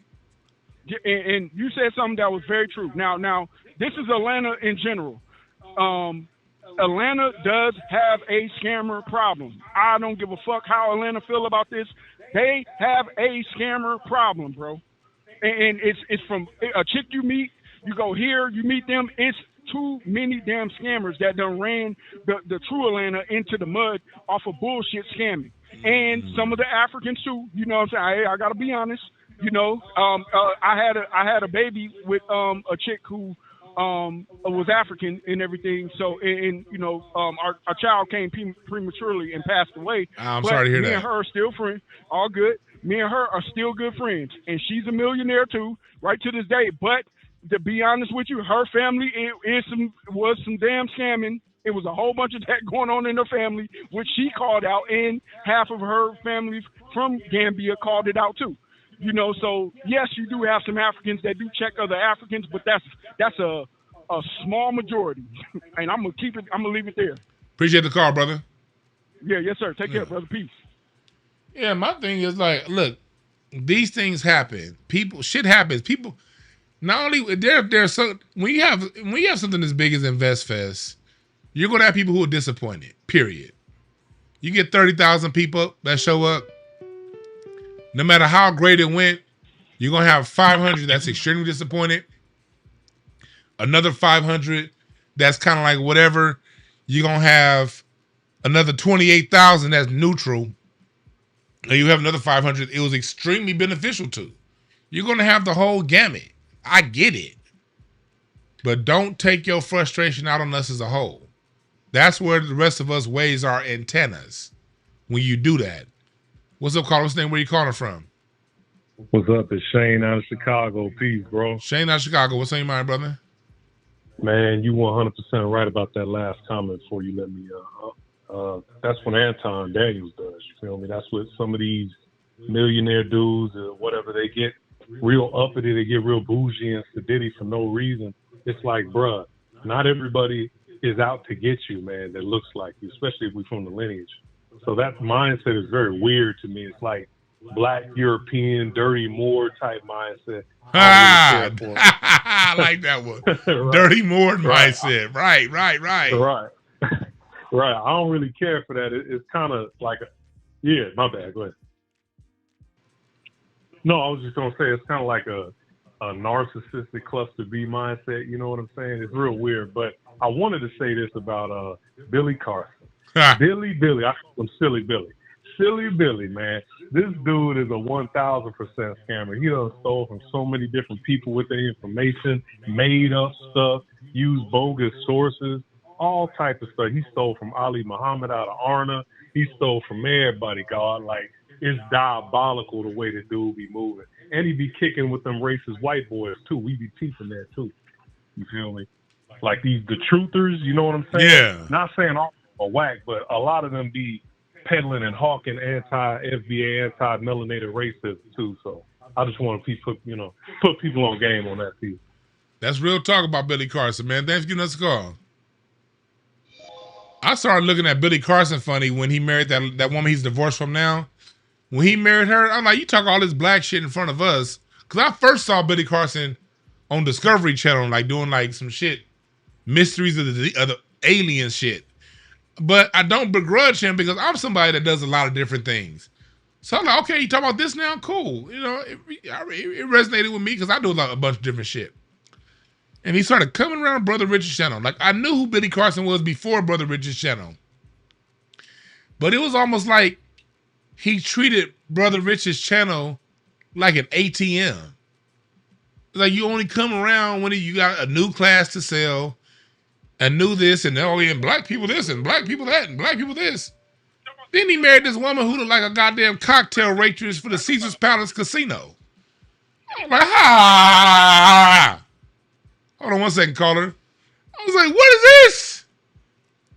What the fuck? And then he married this Caesar's Palace Hotel Casino waitress. And then I remember thinking like, okay, so man, I paid the $800 for his course. I did that. And I got to look at him like, man, let me tell y'all something, black people, to help y'all out. When you can learn so much on the internet on your own. When it comes to money, talk to your accountant. Talk to your accountant, and also through referral, get some people who are good at actual investing and develop a personal relationship with these people that deal with money. That's the best way you can go. And there's scammers there too. But really learn your information. I learned a lot from my mom. My mom had got something passed down to her. And the first thing my mom did was go learn about investments. And she took me along too when I was 14, 13. Like, son, you're going to need to learn this shit too. My mom took me, we went to these classes on Tuesday nights. You know what I mean? And the dude that the classes we went to, guess what? One of the dudes ended up scamming. These scammers are everywhere in this. That's why you got to learn for yourself. This whole get rich stuff, it's vultures everywhere, y'all. Y'all really got to be sensitive. And if you go to one of those conferences, go with a notebook, pen, and pad. I'm sure there's some great people that was at that conference that was going to teach you some good stuff. But don't come back to me and say this isn't for black people and going in on black people when you brought in fucking Melissa Ford and Portia Williams. That's what raises my antennas. What's up, caller? What's the name? Where you calling from? Hey, this is Barry. I'm calling from San Francisco. Hey, Larry. I talked on your show before. 1 second. Barry, like Barry Bonds. Yeah, Barry. 1 second, Barry. Larry, I made something in the comments. Yeah, Larry know my parents. Yeah, he knows. But you gotta make sure that you learn for yourself. My bad, Barry. Now go ahead, Barry. Yeah. I talked on your show before. You know, that last black man in San Francisco. Yes, sir. Piece. You know, yeah. So yeah, you know, as far as the generational wealth thing, I agree with you 100% because I've got a house here in San Francisco. My ex-wife's got one, but the real thing that my son gets is a working company that I got that he's been working at for 10 years now because it's a money generator. Yes. Hello? Yes. It's a money generator, you know. So I'm just trying to get him, you know, his mind right in that respect. I mean, he's doing some great work, but he got to step it up a little bit more. I got a couple more years, and it's like, hey, you better get your shit together. But what I really want to talk about is these 154 thing you showed earlier. These niggas. Go ahead, brother. They get on my nerves, man. And that bald head one, Akbar, he is just like a whining, crying little bitch. Everything goes back to him and what happened to him and stuff like that. And what these people fail to realize is, I don't care if you was born and got your diapers changed in Watts. I don't give a shit. The thing is what these people are not failing to realize is, and I'm an esoteric type of person, we have generational trauma built into our DNA and our cells that goes back centuries. So it's, you know, your one lifetime experience ain't gonna match what's in us, because we've never had, you know, if you have like a school shooting, they'll immediately put them kids in trauma counseling. Mm-hmm. You know, right? And the thing is we've never had a chance to relax for half a millennia, and these people just don't even take that in consideration. They think that their experience and ours is exactly the same, and there's no fucking way. There's no way. You know, we've lost so much stuff. You know, we talk about the over 20 million acres of land that we had in this, and it's down to 2 million acres. You know, we had land down in Louisiana. Right. All that shit's gone. It was in Bogalusa. All that shit is gone. And we've always had to start all over again, and start all over again, and start all over again. And I mean, I credit my father with, like you said, a work ethic. You know, I listen. I didn't want. I've never listened to their podcast, but a girl that I know said, "Oh, you should listen, man. Van Lathan really did a good job." And Van Lathan was okay, but these niggas always got to pull something out of the air and drop it on there like bait. And he started talking about Tyler. They weren't even talking about that.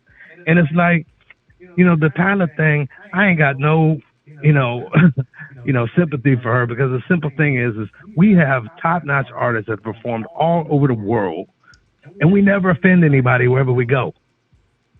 If you're gonna come somewhere, you got to learn the ethics of that place and get right with it. You know, you can't expect to make money off somebody and you just do what the hell you want to do. You know, these niggas get on my nerves. I swear to God, I can't wait till that show just bombs and gets canceled, man. Because they never talk about Africa. It's always about us. Right. And, I'm gonna land with that. Appreciate man. that, Barry. Yeah, peace. Yeah, man. Like that 154 Africa podcast. Look, as long as they use us for clicks, we gonna use them for clicks. Fuck them. But again, I'm not here to call Earn Your Leisure a scam. I don't know. I'm not saying that they're scammers, but I'm saying that it's a scam alert. Scam Your Leisure. That sounds like some scammy ass shit.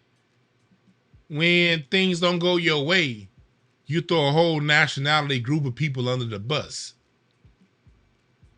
When you started it, you're talking about the Atlanta not doing these things for you, and you didn't go directly to the people in Atlanta, to the mayor, and you want to throw the city under the bus? That ain't cool.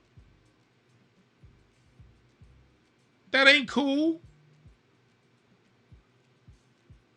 She said, I am. Stacey said, I am.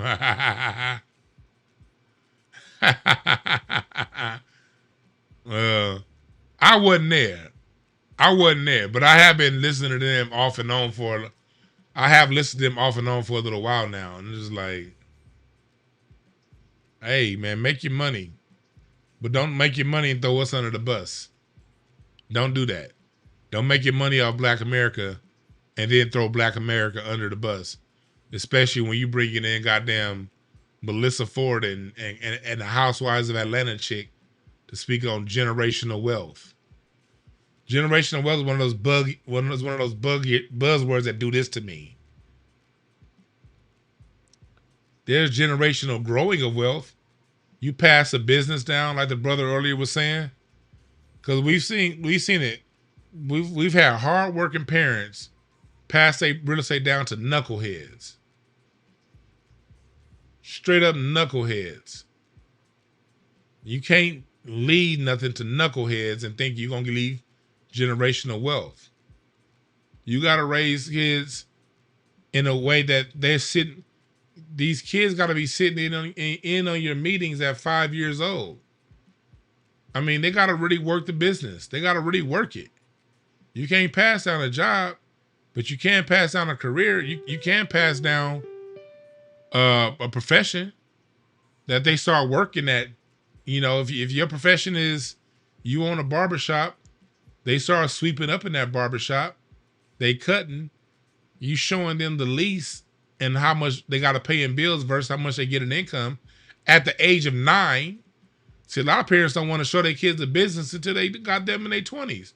I'm just telling you what I've seen that work. I've seen people pass down great things. I've seen what works.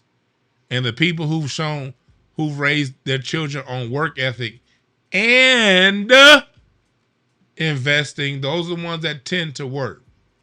But if you're talking about you're going to have some generational wealth, Uncle Sam changes the laws every 3-4 years to make sure that you ain't got nothing. And that's if you white, that's if you black, that's if you Mexican, that's if you Asian. Uncle Sam going to keep changing the tax code to steal your shit.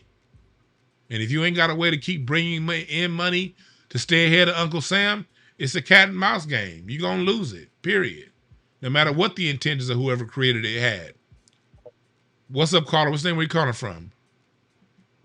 Hi, it's Professor Key calling from Oakland, California. Professor Key, what's on your mind? Yeah, I appreciate this show.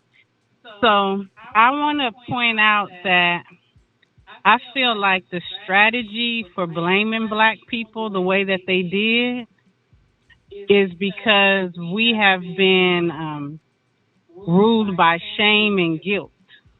Good The point. black church That's a has great done it. point. That's a great point.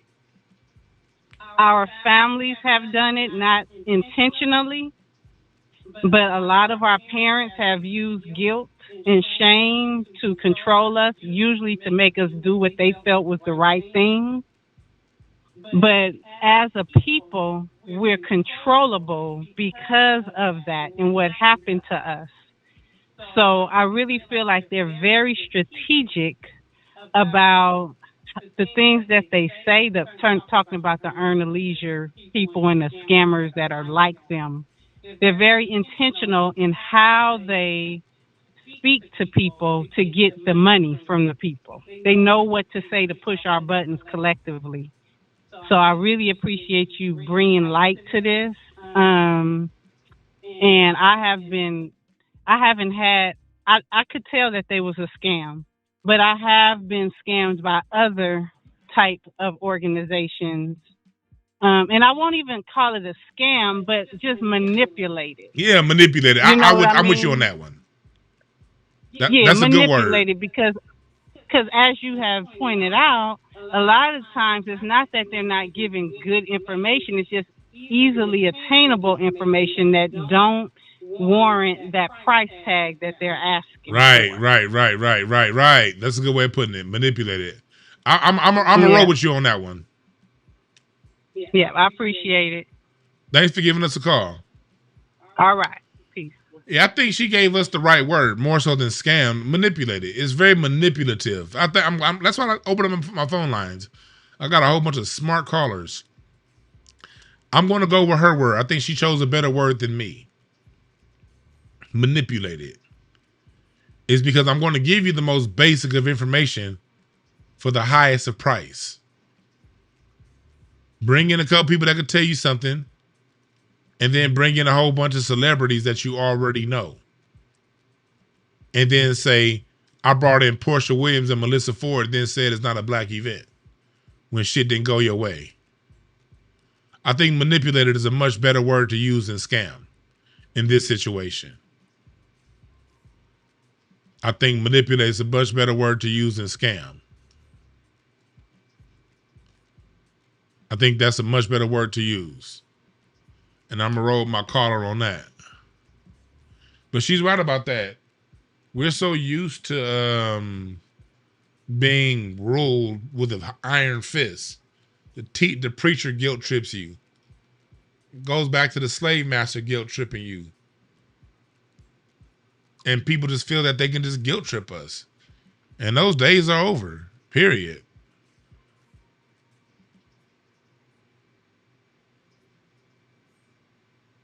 Those days are over. Period.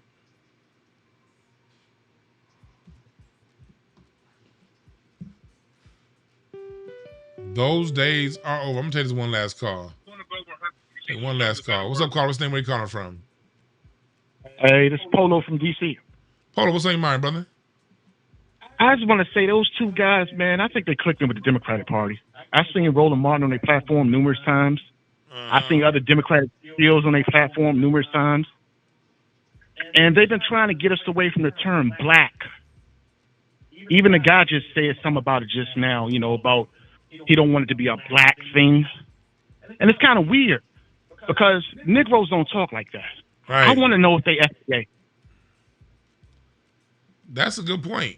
Because like when you started saying that, that's some self-hating shit right there, you know?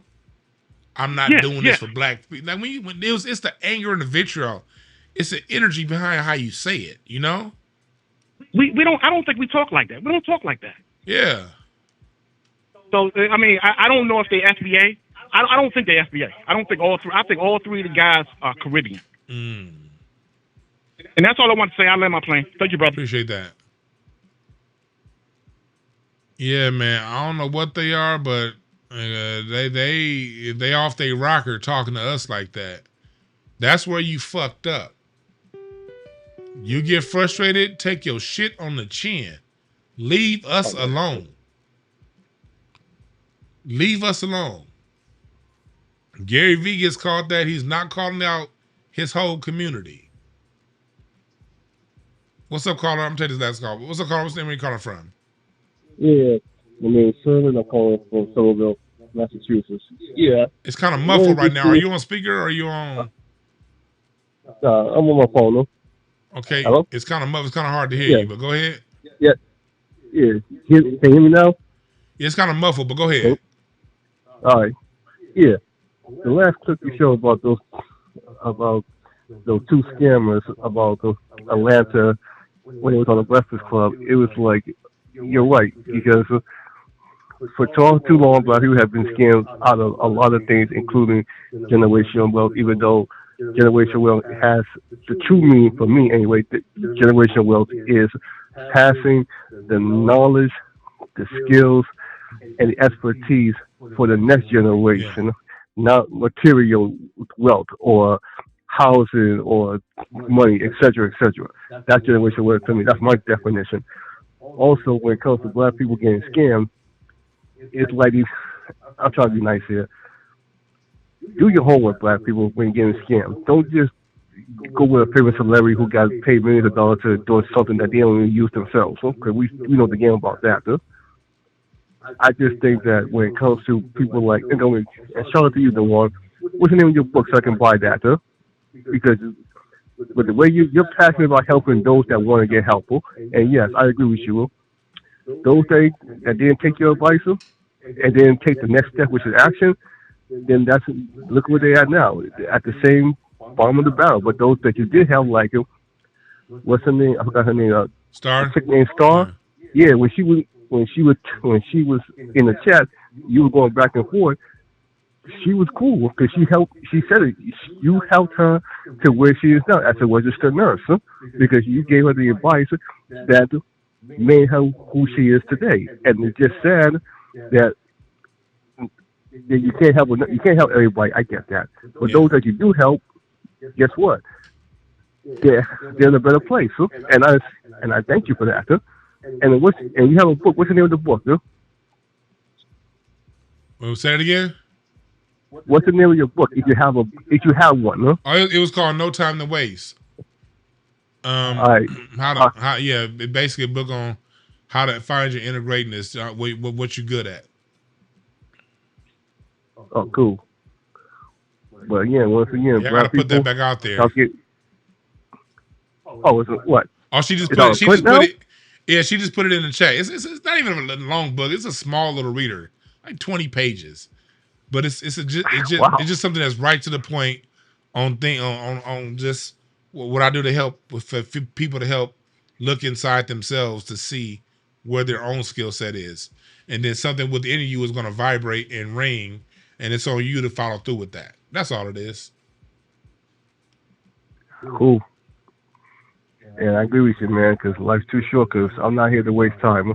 I'm going to help those that want to help. And again, those that don't want my help, see ya, because you're not making my day worse.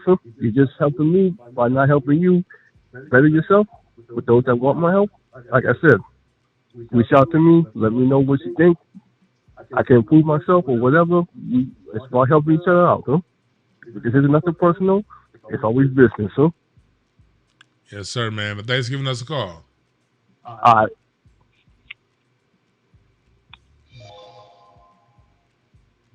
Yeah, man. All I'm saying is something don't work out your way, leave us out of it. Leave us alone. Something don't work your way, leave us alone. Leave us out of it. That's all. Black America is very sensitive, as we should be. And again, don't be on your Billy Carson shit. Don't be on your Billy Carson shit, man. I didn't like, I didn't like the way he used a channel that I used to like. You know what I mean? Coming to black people, I want to sell to us, black people this, black people that, and then for you to turn around and be like, "Well, I don't market myself to black people." All right, nigga. But hopefully, InvestFest has hopefully benefited some of y'all. And if let me tell you, if you've been to InvestFest and it benefited you, just make sure you take the advice. That whatever advice that you got from InvestFest, make sure you take it and apply it to your life. That's all you got to do. Take it and apply it. All right? I'm about to get up out of here because I'm about to go on Brother Chase's platform. Y'all know Foundation of Black American History. I love his channel. I'm about to go over on Brother Chase's channel. I think he pre-records his video, so it won't be live. But it will be coming out at whatever, I don't know whatever pace he puts it out, but y'all know this channel, Foundational Black American History.